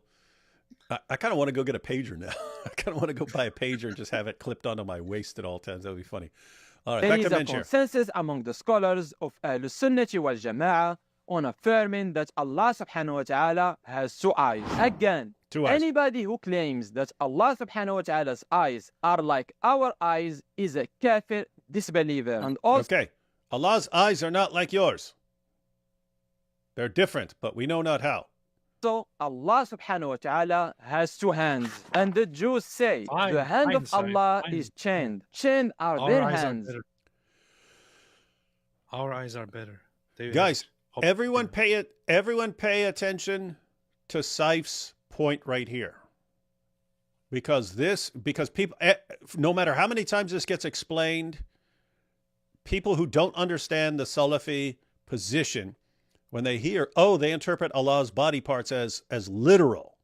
They'll call them attributes, but they believe he has literal hands, a literal foot, literal eye, actual eyes, and so on. People say, why? Why don't they interpret them metaphorically? The hands example is actually probably the clearest explanation of this. So here we go. Check this out. Has two hands. And the Jews say the hand of Allah is chained. Chained are their hands, and cursed are they for what they say. Rather, both his hands are extended. He spends however he wills. And I repeat and I say, whoever claims that the hands of Allah subhanahu wa ta'ala are like our hands is a kafir disbeliever. So good luck in trying to defend your rational Salafi anthropomorphism. Just imagine a person who literally believes that God Almighty is a human being is trying to claim that we believe in anthropomorphism. He didn't explain. I'm hoping he explains the hands here, because there's what he just brought up. There's a much better case that I thought he was going to use. Hopefully he does. But I mean, think about what he just said right there. You believe that God is a human being. Not God as God exists eternally. God entered into creation as Jesus of Nazareth. So even in the Quran, Surah 27, 7-9, Allah enters into a fire and then speaks out of the fire. We don't then say, oh, they believe that Allah is a fire. They believe that Allah is a fire. They believe that God is a fire. We don't say that. God entered into the fire. The point is that is not how God is from eternity. You Salafis, when Allah is describing his foot and his two right hands and his eyes and his shin and so on, you believe that's how he is from all eternity. So you believe in some sort of gremlin-shaped God who's eternally like that. That's not, you don't get to say, oh, but you believe God is a human being. We believe in the incarnation. That's not how God is from all eternity, right? So just like you believe that God can enter a fire and speak out of a fire. You don't say, therefore, God is the fire or something like that. So you guys are anthropomorphic for all eternity. God has always been a physical body. In fact, for the Salafis, AP, I've never heard them say this, but think about from their perspective, with their problem, if they take this idea seriously, their real problem with the incarnation, God entering into creation, would be God already has a body. How's he going to go into a different? What is he going to come out of his body and go into a different? This doesn't make any sense. How's this Allah and his one shin with 2 feet sticking out the bottom and two right arms sticking out of one side and no left? And how's he gonna become a human being? How? He's already got a body. He's stuck like that for all eternity. He's stuck like that. So, but maybe I'm hoping he breaks it down, because there's a much stronger case for why you interpret Allah's hands literally. Let's see. Joe. Yeah, Daniel, I want to hear from your own mouth. The Yad of Allah, is it a metaphor for his power? Here we It go. can be a metaphor for his power. It can be interpreted in many different ways. It does not contradict. It does not contradict Tawheed. It does not contradict monotheism. Yes, it does. And I will also say, yes, it does. Affirming the names and attributes of Allah subhanahu wa ta'ala is also part of Tawheed. We believe in Tawheed Uluhiyya, Tawheed Rububiyyah, and Tawheed Asma' wa Sifat. We believe. Oh, okay. Yeah, great. Just explain the hands for us. Explain the reasoning behind the hands. That's all we're interested in right now. What it says in the Quran and the Sunnah without ta'wil, misrepresentation, or tamthil, likening Allah to his creation, and without any tahrif, distortion of the meaning, or ta'til, denying the names and attributes. Anyone who denies the attributes of Allah subhanahu wa ta'ala, as mentioned in the Quran and the Sunnah, is a kafir, disbeliever. So anyone who rejects Allah's attributes in the Quran is a kafir, a disbeliever. And keep in mind, he's talking about his interpretation of Allah's attributes as Allah having actual hands and so on. I think he's going to explain the reasoning here. how can a disbeliever also be considered a muwahhid? It doesn't make any sense. Yes, Allah subhanahu wa ta'ala has 2 hands, 2 real hands. And if 2 real hands. Did you catch that? I'm just saying this because it's standard. Anytime you hear a Salafi who's challenged on Allah's actual body parts, the clearest explanation, the clearest defense you have of this is the hands of Allah. And it's the clearest explanation of why, it's the clearest example of why they would not interpret it as metaphorical. muwahhid, it doesn't make any sense. Yes, Allah subhanahu wa ta'ala has 2 hands, 2 real hands. And Real if hands. hand means power, then we Muslims will be in a big trouble. Did you catch that? So he's responding to the idea that when Allah refers to his hands, it's just a metaphor for power. And he says, no, Allah has 2 hands, 2 real hands. And he says, if it's just a metaphor for power, we're in trouble. He's going to explain why. He's going to explain why you can't go the metaphor route.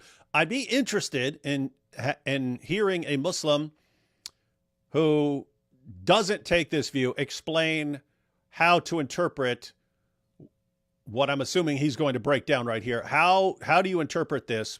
Because it is a serious problem. Let's check this out. Does it make any sense? Yes, Allah subhanahu wa ta'ala has two hands, two real hands. And if hand means power, then we Muslims will be in a big trouble. Allah asked, "O Iblis, what prevented you from prostrating to what I created with my own hands? Did you just become proud, or have you always been arrogant?" If hands here is just metaphorical and doesn't actually mean real hands and means power, then Iblis can turn around and say to Allah subhanahu wa ta'ala, "But you also created me by your power, just like Adam." Did you see the problem? Allah Yes. Again, that's the standard Salafi explanation for why you don't take these things as metaphors. So, guys, we'll watch that little part again, because if you don't pay any attention to any of this, in other words, if you're not going to remember all this stuff, what you want to take away is there are certain groups of Muslims who believe that Allah has actual, real body parts, and they won't say beyond which body parts Allah and Muhammad have specifically declared. So they'll just say those. But the other thing is they have arguments. They actually have arguments for why they don't interpret these things metaphorically. So if you were reading a passage in the Bible or in the Quran or whatever, and you saw God saying, "And I created all this with my hands," it would be pretty natural not to interpret that as literally. You'd interpret hands. I created this with my hands as like a metaphor for his power. If you're talking about, and Allah looks at the world with his eyes, you might look at that and say, I don't think he's talking about literal eyes. It's talking about his like knowledge or something like that. There's a reason that doesn't work with certain passages. There's a reason you don't go with the metaphorical interpretation. So Allah, after creating Adam, Allah creates Adam and then orders the angels and the jinn and so on to bow down to what he has created. And Allah asks, "Hey, why don't you bow down to what I created with my own hands?" Right? Yes. When Allah says, "Hey, I created this with my own hands," you'd better bow down to it. He's saying, man is different from other things that I've created because now I created specifically with my own hands. And I'm telling you to bow down to what I've created with my own hands. What Saif is pointing out is if you interpret hands as a metaphor for power, well, then how would Satan be different from man? How is man different? Allah creates anything with his power. And therefore, if man is somehow different from everything else that Allah has created, and the difference is that Allah created man using his hands. Hands cannot be metaphor for power because then it wouldn't be different from anything else. So when Allah says he created with his hands, and this is what distinguishes man from everything else he's created, it has to mean literal hands. He has to be saying, I literally created this with my own hands. That's why he's special, and that's why I'm telling you to bow down to him. That means that Allah created with his hands, and it means, of course, that Allah has literal hands, hence actual body parts. So we'll just back it up slightly, and you can see that. What's up? I'm just imagining Allah saying in the Quran, "I literally created this with my own hands," as you just said. That's what he does. That's what he did. That's what they do. I literally just created this with my own hands. Muslims will be in a big trouble. Allah asked, "O Iblis, what prevented you from prostrating to what I created with my own hands? Did you just become proud, or have you always been arrogant?" If hands here is just metaphorical and doesn't actually mean real hands and means power, then Iblis can turn around and say to Allah subhanahu wa ta'ala, "But you also created me by your power, just like Adam." Did you see the problem? Allah subhanahu wa ta'ala honored our beloved Prophet Adam alayhi salam by creating him with his own hands. And this is the correct understanding. And the word used for hands in Arabic in the Quran is yaday. And it's in the Yadayhi, as in mabayna yadayhi. Mutanna form, meaning two hands. So does that mean Allah subhanahu wa ta'ala created Adam alayhi salam with his two powers. I'm sorry, but this misguided understanding. There you go. And so when it says his two hands, does that mean his two powers? He's got two different powers?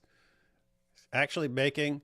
Again, I'd be interested in how other Muslims respond to this. Meaning two hands. So does that mean Allah subhanahu wa ta'ala created Adam alayhi salam with his two powers? I'm sorry, but this misguided understanding doesn't make any sense. Alhamdulillah for the Sunnah. That's why learning the correct Aqidah is essential before calling anybody to Islam. Let's now go and give our Muslim champion the chance to demolish the arguments of every single Christian who lies about Islam and the attributes of Allah subhanahu wa ta'ala. Okay, so he just said they're the Muslim champion. Again, I blurred out the faces because it's a little kid, two little kids here. So far, all he's done is agree with Sam Shamoun. Everything Sam said, he said, so all he said is, well, Sam said, I don't want to misrepresent you, so I wouldn't say you say body parts. It's clear they're talking about body parts, but they call it attributes. That's all Sam said. So he said, he's contradicting himself. Haha.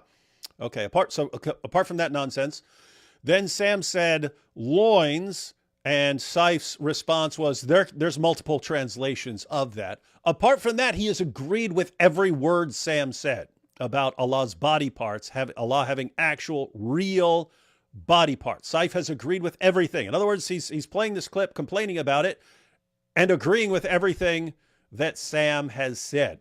And so now we're getting into the refutation. He's been boosting this kid from the very beginning of the video, and then throughout he's boosted this kid's response as this kid's going to refute everything. This kid's going to refute everything and really put the unbelievers in their place. So we're going to check out this kid's response because I don't think it's as powerful as Saif thinks it is, and I don't think you guys will either. Take a couple of super chats real quick and then jump right back into this. Cam says, Sam, Jesus is God. Saif talk. I'll prove Sam wrong. Jesus is God. Yeah. Okay, so Sam says, Jesus is God. Saif talk. I'll prove Sam wrong. Jesus is God. That is how he would. That is how he would work. Isn't that funny?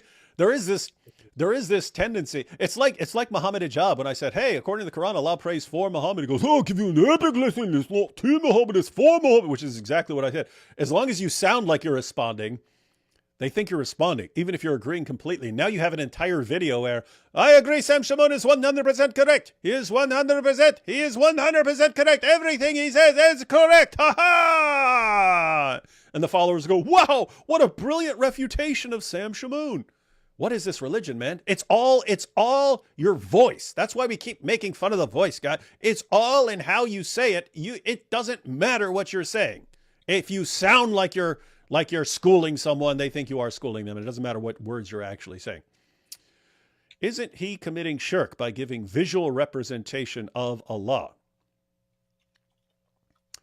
Wait, did he do that? Yes. Answer truthfully. Did he do that? No. I don't remember. I wasn't really paying. I wasn't really glancing at the screen the entire time.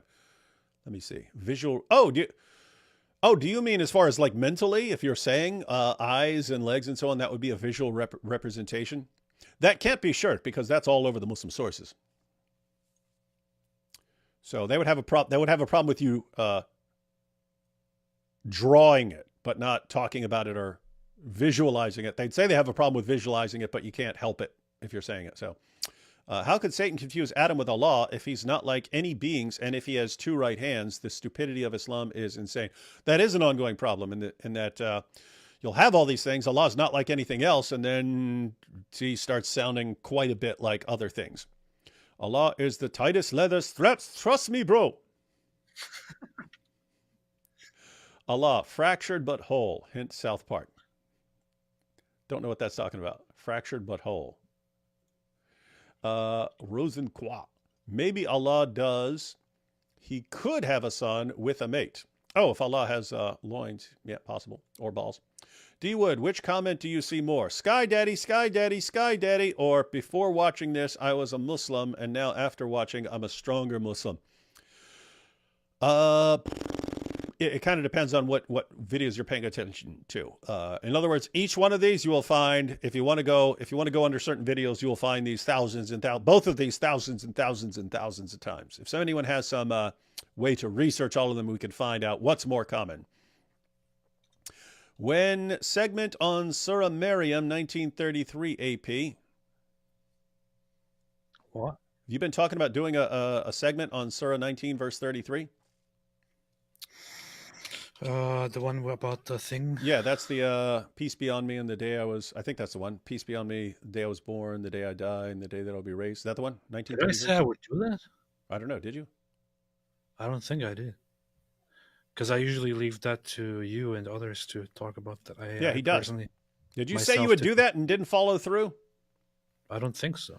Imagine that. Okay, he doesn't remember. Did you say to the people, I will make this video, and I will say, no, I would never say that. Find the clip and expose him, Nadim. If he said he was going to do something and didn't do it, by golly, he's in trouble. AP, komm zurück. Wir brauchen dich in Deutschland. It's too late for them, man. Yeah, he can just make videos. I truly believe the UN leaders just realized as of late that 1948 was a mistake and are trying to rectify it. By the way, D. Wood, about us listening to them, we either die or listen, so come visit again, though.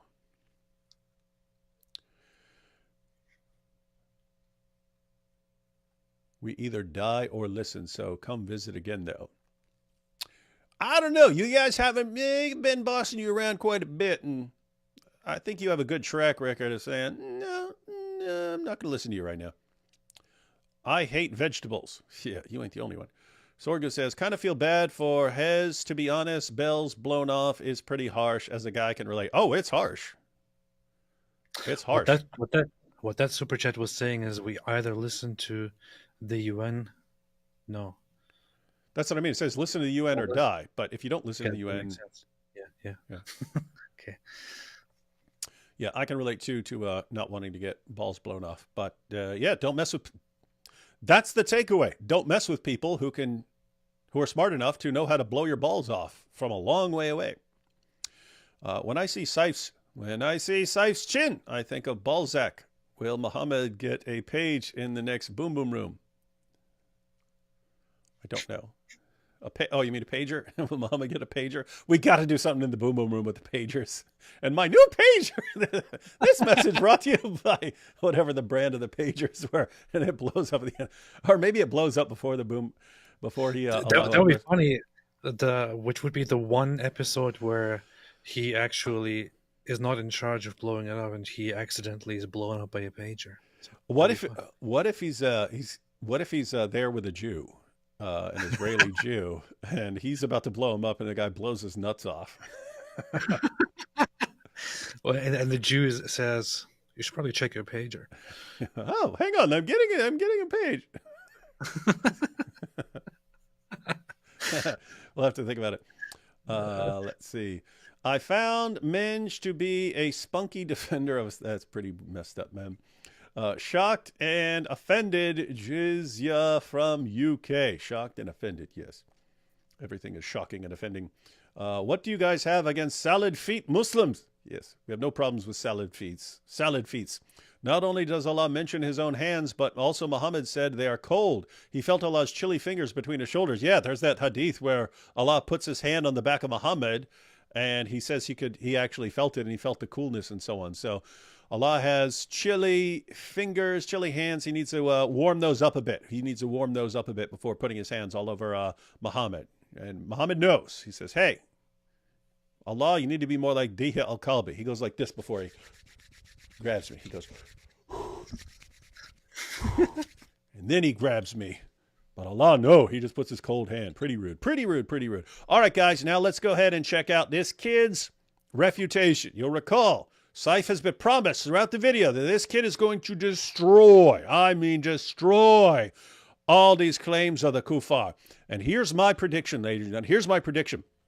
Again, it's all about like the sound of your voice. If you say this is a decisive refutation, it doesn't matter what the actual content is. It doesn't matter what the actual content is. If you sound confident, your followers believe that you must be speaking the truth. This is just what Islam does. But here you have the decisive refutation. من ربك؟ الله. ما دينك؟ الإسلام. من نبيك؟ محمد صلى الله عليه وسلم. ما كتابك؟ القرآن. أين الله؟ في السماء مستوى على العرش. ما الدليل على ذلك؟ الرحمن على العرش استوى. ما معنى استوى؟ أي علا وارتفع. ما أعظم عبادة؟ التوحيد. ما معنى التوحيد؟ You seeing any arguments or evidence here, AP? Nope. I see a kid who has been forced to memorize responses to a bunch of questions where he's just saying what Salafis say. And he's being programmed from a very young age. Guys, I do not see any sort of refutation. What was Sam's entire... Again, guys, what was Sam's entire point? Hey, Allah has an actual body according to you guys. If he has a body, then there's space in which he exists. So Allah is not the only eternal thing. You're dealing with other eternal things in Islam. So why don't you explain those for us? Saif went ahead and agreed with all that Allah has all the body parts, never responded to the point about, wait a minute, then Allah must be, if he's embodied, then he must exist in space somewhere. Never responded to any of that. And then he promises that this kid who's just running through basic Salafi creed is somehow refuting the kuffar. But we'll let this kid continue. لا إله إفراد الله بالعبادة. ما أعظم معصية؟ الشرك. ما هو الشرك؟ عبادة غير الله مع الله. ما هي كلمة التوحيد؟ لا إله إلا الله. ما معنى لا إله إلا الله؟ لا معبود بحق إلا الله. لماذا خلقنا الله؟ نعبده وحده لا شريك له. كم عدد أركان الإسلام؟ 5. ما هي؟ شهادة أن لا إله إلا الله وأن محمد رسول الله، إقام الصلاة وإيتاء الزكاة وحج البيت ما استطاع إليه سبيلا وصوم رمضان. So just went through the 5 pillars of Islam. And now we have, does Allah have names and attributes? I'm guessing the answer is going to be a yeah. لله أسماء وصفات؟ نعم. هل أسماء الله وصفاته تشبه أسماءنا وصفاتنا؟ لا. ما الدليل على ذلك؟ ليس كمثله شيء وهو السميع البصير. Whenever you read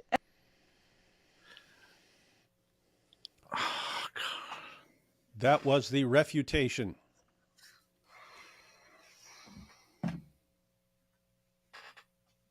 Guys, these are the guys that we're actually like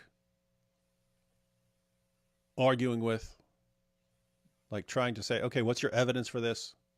Like, what do you actually do when someone's like, I will just have a kid say a bunch of stuff that we told him to memorize that doesn't give one single argument for anything. He just says a bunch of stuff.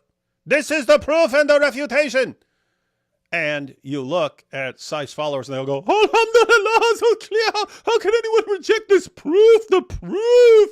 It's the proof. What do you do when someone has been brainwashed and conditioned to just accept the tone of your voice as decisive proof? Like, what do you do? I think AP's about to give I think AP sounds like he's about to give a decisive argument for some position. AP? Yes. Do you have a decisive proof of anything? It looks like you're gearing up to prove that you are correct. What do you mean, proof? We don't need proof. All we need is to say we believe in Allah. Allah has attributes. It says so in the Quran. And if you don't believe it, and you're a kafir, this is the proof that is true. Alhamdulillah, Alhamdulillah, Alhamdulillah. You see, the kuffar cannot answer us. You see the power of Islam, Alhamdulillah. David Wood is crying right now. David Wood is crying. He has been debunked and refuted and destroyed and humiliated. Alhamdulillah. That's all it takes, isn't it? Free PlayStation! Free PlayStation! I mean, think about it. Takbir! you could take a kid and have him memorize anything. You could have taken that same kid and made him listen to a Katy Perry song and just recite all the lyrics. Katy Perry is haram. What would making a kid memorize some Katy Perry lyrics have to do with something being true? How would that be a refutation? I mean, just imagine it like, some people say that Taylor Swift is better than Katy Perry, but listen to this. We will have the proof right here in this video. We have the proof. Now, are you ready? And then you have a kid recite some Katy Perry lyrics. Here's this right. Here's this right. The people who say that Taylor Swift is better than Katy Perry. Alhamdulillah. This is the proof. What is this religion, man? Like, what is this religion that does this, man? Anyway. Katy Perry is not better. Only better if she accepts and embraces Islam. Alhamdulillah. Or I could also live with... when we fight the kuffar, taking her. I cannot speak further about this. Ah, boy, oh boy, oh boy, oh boy, oh boy, oh boy. A couple of super chats here, and then we'll see where. Then we'll let Saif Talk wrap up his case built on a kid being forced to memorize Salafi propaganda. David, I found a video of you. Deny that Allah has testicles. Continue. Sorry. David, I found a video of you live streaming with Mike Winger. Care to explain? That's probably some weird AI nonsense. If Allah has real hands, wouldn't that make the deity subject to the material world? That's the point. And the point is a bit more drawn out. Is, hey, you guys complain about the Trinity, you complain about the incarnation. And your main overall argument is, oh, look, Trinity and incarnation, so hard to understand. In Islam, things are easy to understand. So convert to Islam because Allah is really way easier to understand. And it's like, why don't you tell people what you actually believe about Allah? Because it's massively more confusing than what you're saying. Yeah, and it does get pointed out, hey, wait, if he has real hands, real body parts and so on, then he exists in space. And so what is got to be what is he? Is he just alone hovering in space, or is there other stuff there? He's got his throne. What else? That's kind of the point. So yeah. And Saif just agreed with all of it. Yes, Allah has a body. Yes, this is true. Yes, and didn't actually respond to the point being made. Instead, he had a kid take over, and the kid didn't respond to it either. What's that?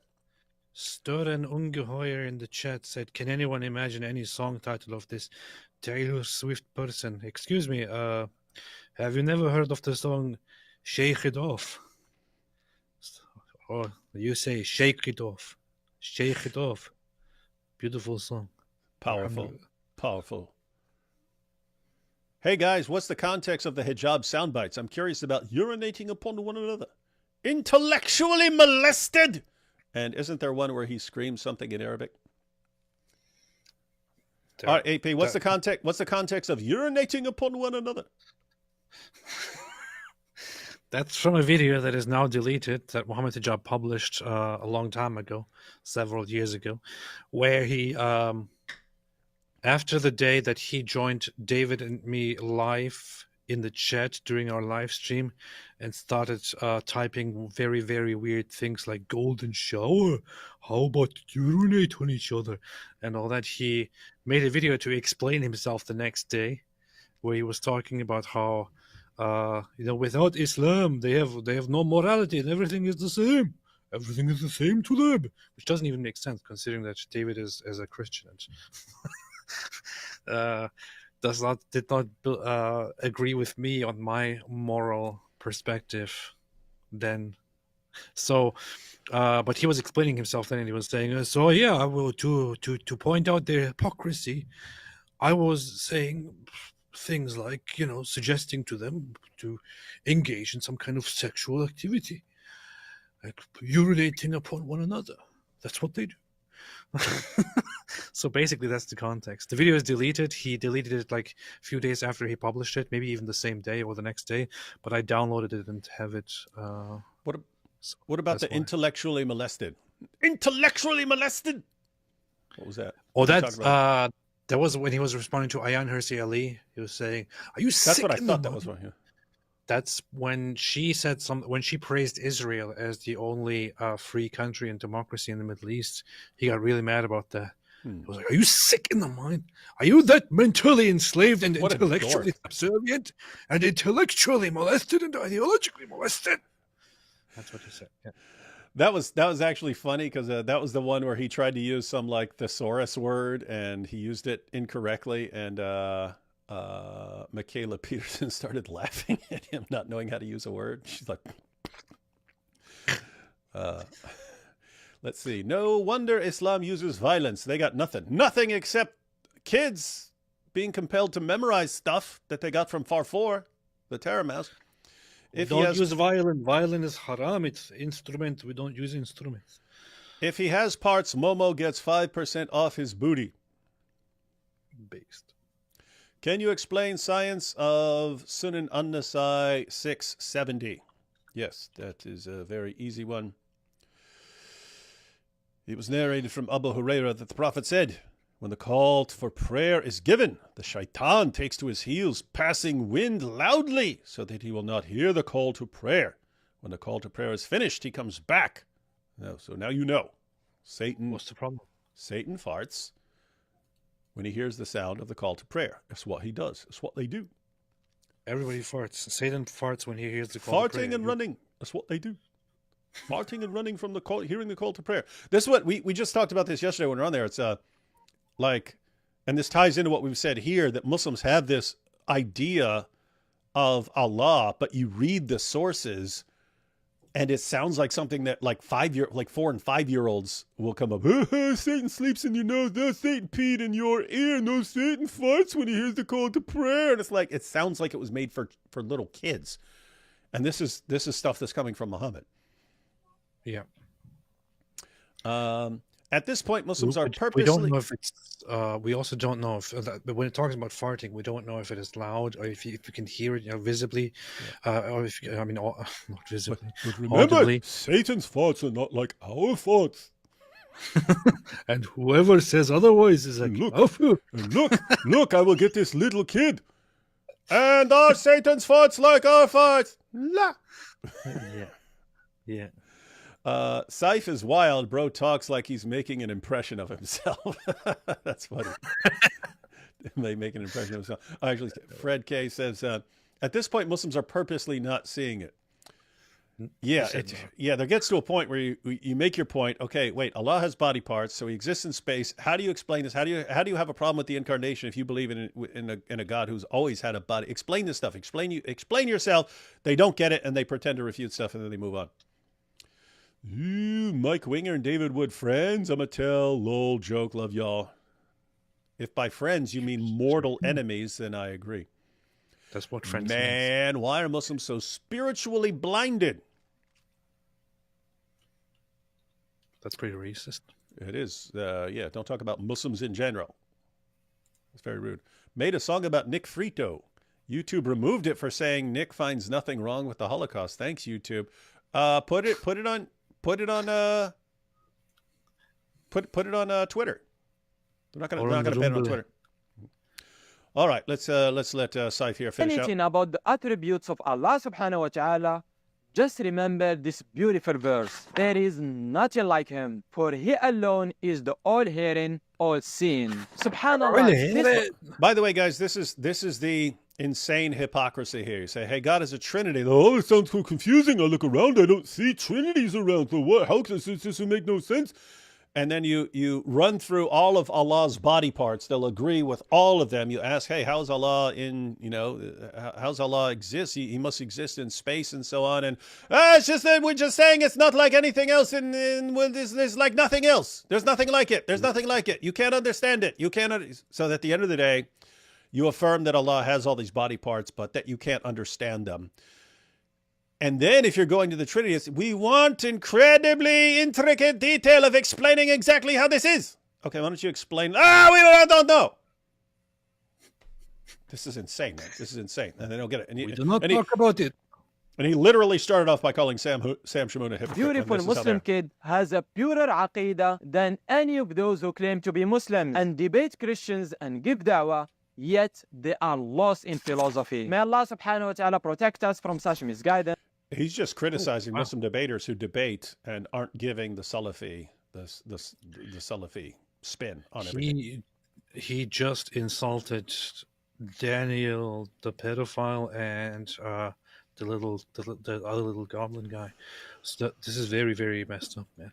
Why is he attacking Muslims like this? Yep, and he's saying that kid would do a better job. Hey, Saif, if you want to bring that kid on for a debate, it could be you,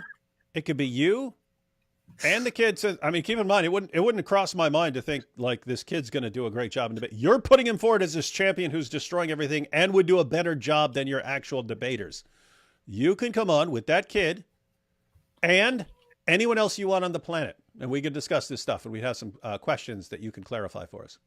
And keep us upon the Sunnah of Prophet Muhammad sallallahu alaihi wasallam according to the understanding of the Salaf. And subhanallah, this is exactly what happened during the recent debate of Brother Muhammad. Made one Christian quit and made the other made a Christian quit. Are you freaking kidding me, man? That was the one where Andrew Wilson proved that Muhammad's member would be less than 2 inches long if he didn't damage Aisha, and then they ended up calling it off because they couldn't agree on rules anymore.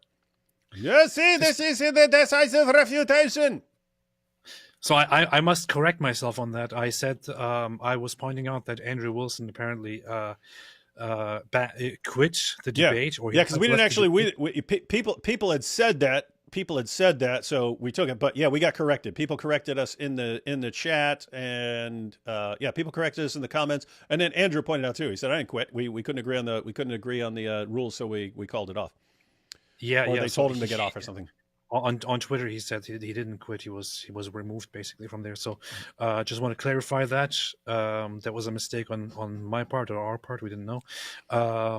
But that said, that debate was a disaster. Just that debate itself was a disaster. It made the Muslim side look completely ridiculous. Mm-hmm. But here you can see how Muslims see the issue completely differently. They really think they made a good point here with this debate.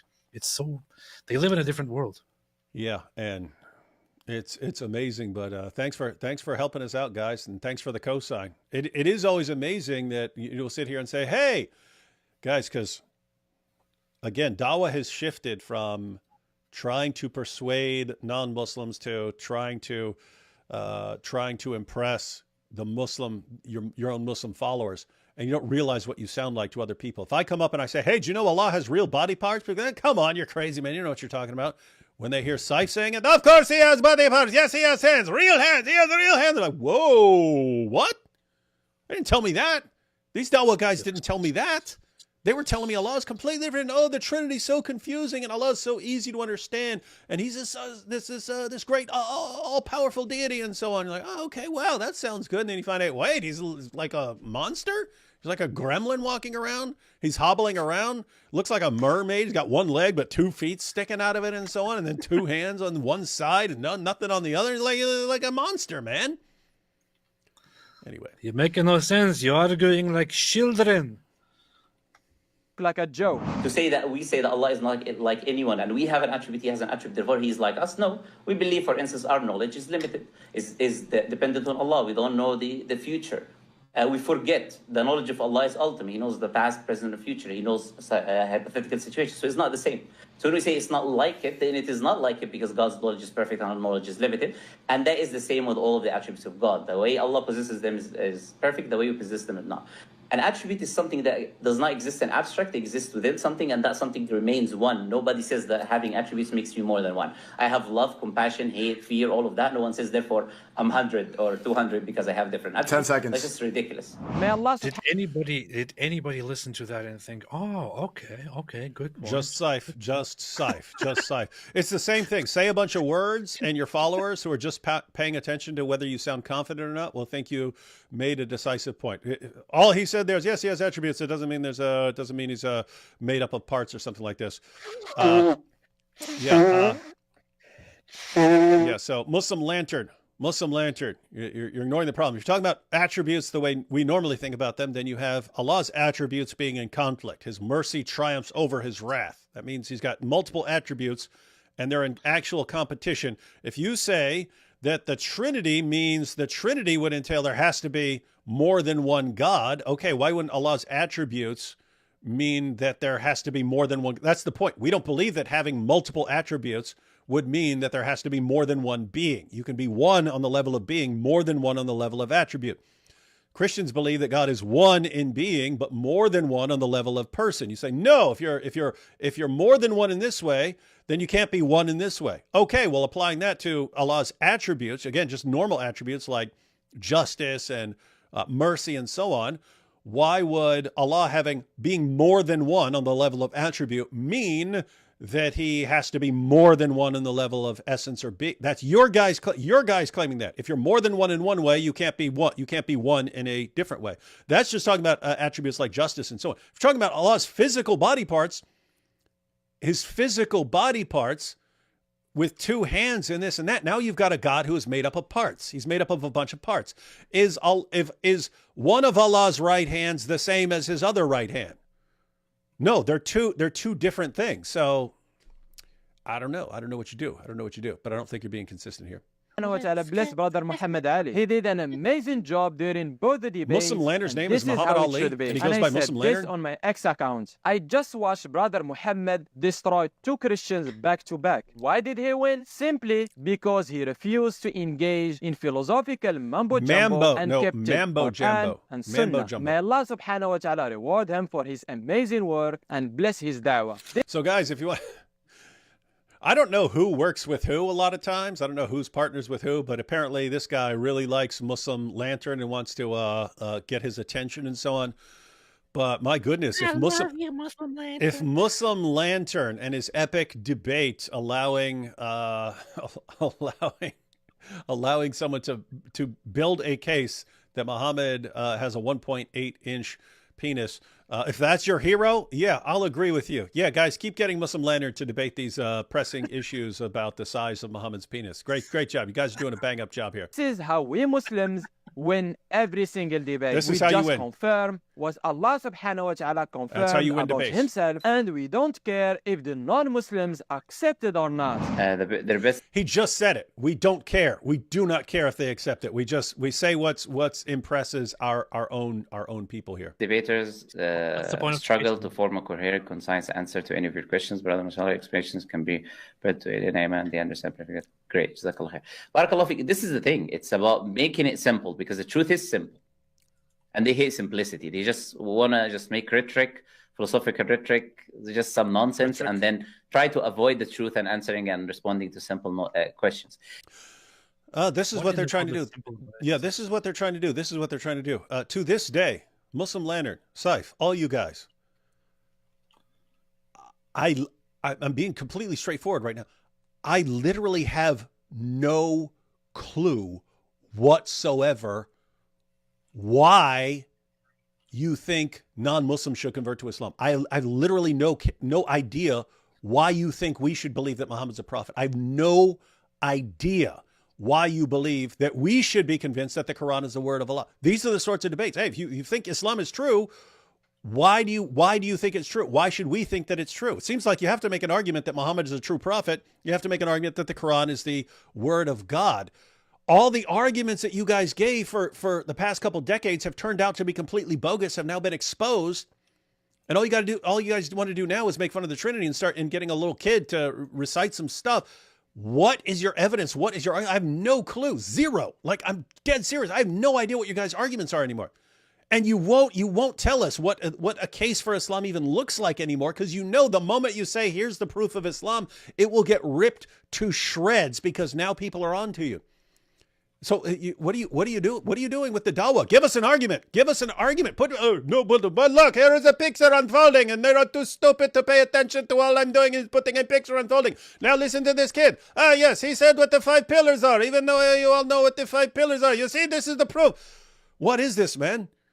You guys don't even have smoke and mirrors anymore. You just have, I don't even know what to do, man. This is a joke. This guy just reiterated all the huge problems, the theological problems of Islam in the Islamic history, of defining, of how to understand Allah's attributes, over which Muslims killed each other.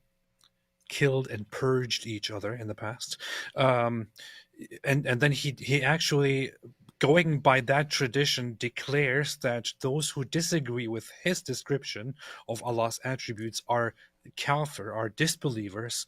And then he actually seriously goes on to claim that Islam is just, simple, unlike Christianity, for example.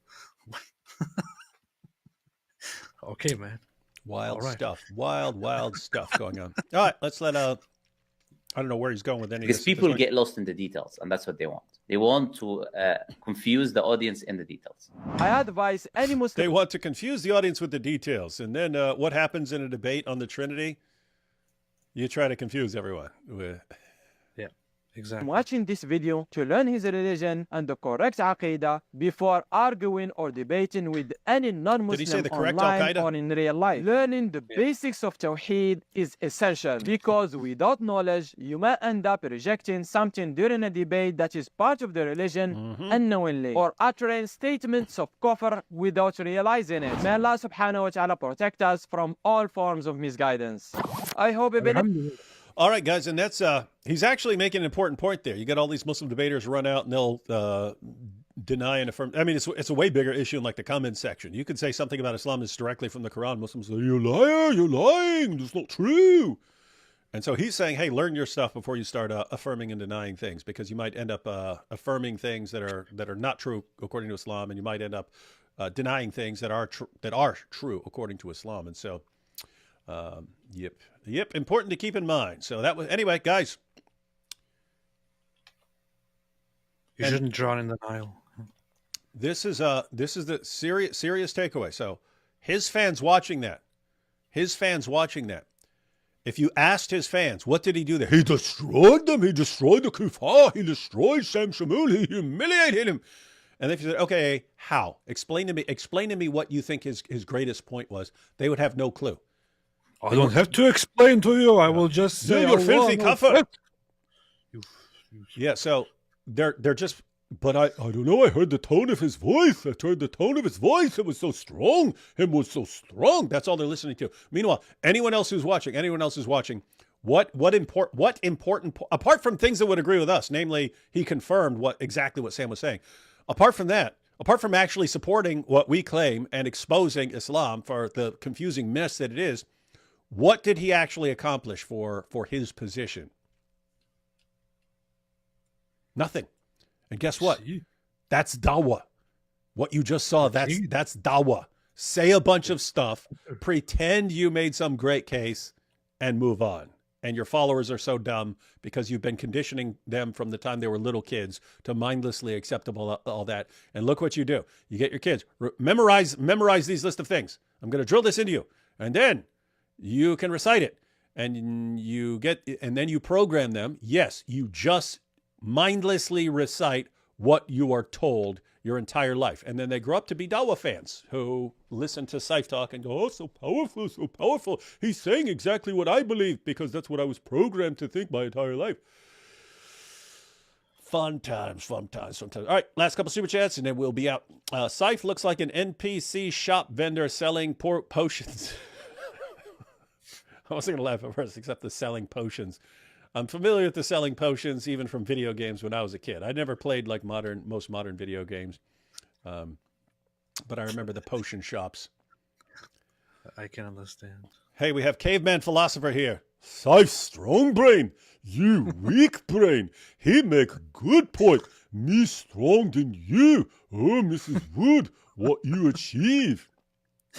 That's dawah in a nutshell as well. How many pistol squats can Allah do? 72. That's the one. That's the one where you got one leg and you. Yeah. Sheila says, but how does Allah descend from his throne to the lowest heaven without moving? I hope Saif tells us, since Jake, the Muslim metaphysician, failed to. I think Saif would just say, but we don't know because his movement isn't like our movement. And look, here is a 5-year-old who is saying, hey, 5-year-old, say something. Allah's movement's not like ours. You see? Now you've been refuted. It is. Saif will firmly hold on to the position that is known as Bila Kaif, which is do not ask how. So we believe in exactly what is written, and we do not further speculate, and we do not further ask how. That's the doctrine, and that came into existence in response to those who engaged in philosophy. We don't know how. We don't know. Don't know. AP, will you sing Kaibar Kaibar Yahya Hood except replace David Wood for Yahya Hood? Also, please brandish the Saifullah. Khaybar, yeah. No, David Wood. David Wood. That's good. There you have it. You've also been asked to brandish the Saifullah. Oh, yeah, I will. Going to be powerful. I will do that. He's going to do it. Going to do it tomorrow. Cam says, Mike Winger, like Muslim Lantern, you mean Green Lantern. Probably watching that movie now. Even Riled Reynolds hates that movie, inshallah. He's got a good point. If you were to ask, what's Mike Winger doing right at this moment if he's not online, it would be probably watching Green Lantern. As someone once said, Delulu is not the Salulu. That's a good point. That's a good point. And this is why they use violence. Yeah, guys, at the end of the day, Islam spread through violence. It didn't spread by having powerful arguments and so on. And so you get down to once Islam was stopped militarily, and once the caliphate collapsed, that's when their focused their attention shifted towards, we'll do dawah. Only problem is they used tons and tons of lies because they didn't have any actual case for Islam. So they made up a bunch of lies. Now their lies are falling apart, and they're not sure what to do next. They can't conquer you militarily, and their arguments just suck. And so that's the awkward position they have to be in right now. And finally, D. Wood and AP, have you heard the early church father Irenaeus talk about how Jesus came to persuade, not coerce people's salvation? No, but that sounds correct. That sounds correct. All right. What are you doing, man? You keep trying to impress him. Your wife probably gave you that. No, I actually ordered it because I wanted to nerd. Look up something. You ordered a book, nerd. AP keeps getting jealous of all the people with books in the background, so he's built up his book collection over the past few months. Well, the thing is, I don't know if it's a funny thing, but sometimes I want to look up something from a specific source, from a specific book, and instead of just looking up that specific section, I just order the whole book just to look at one specific section. You're preaching to the choir. You're preaching to the choir. Even if I'm getting a quote that I found online, lots of times I want to get the book just to make sure it's quoted correctly in context and things like that. And anyway, I open it, I just check one page and I'm like, okay, good. Yep. All right, so we'll be live on your channel tomorrow, right? Yes. Do you know what we're talking about? Khaybar, David Wood. Do you want any idea what we're talking about tomorrow?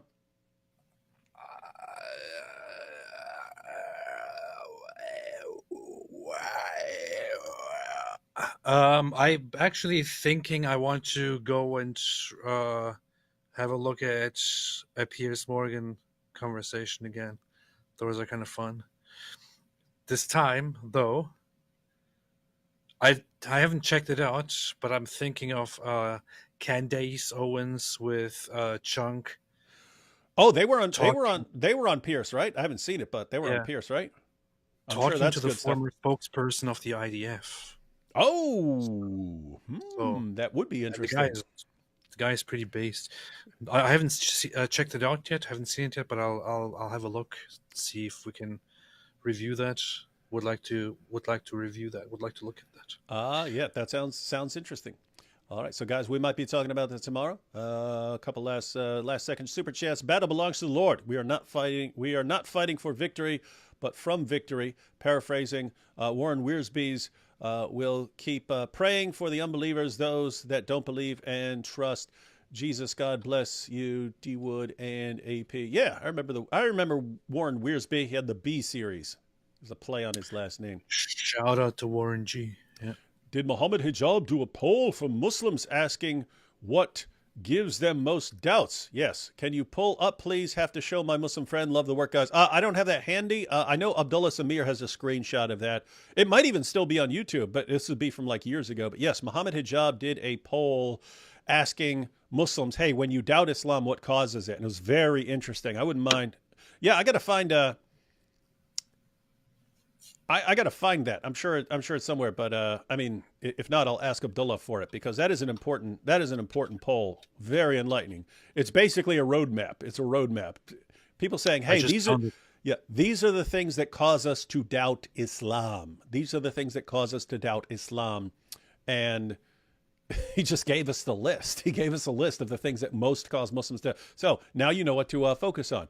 All right, you've got that, AP. How about you bring it up tomorrow during a live stream, and we mentioned it a few times. That's very super based stuff. Let's see, last couple here. Minahill. Oh, someone who was that?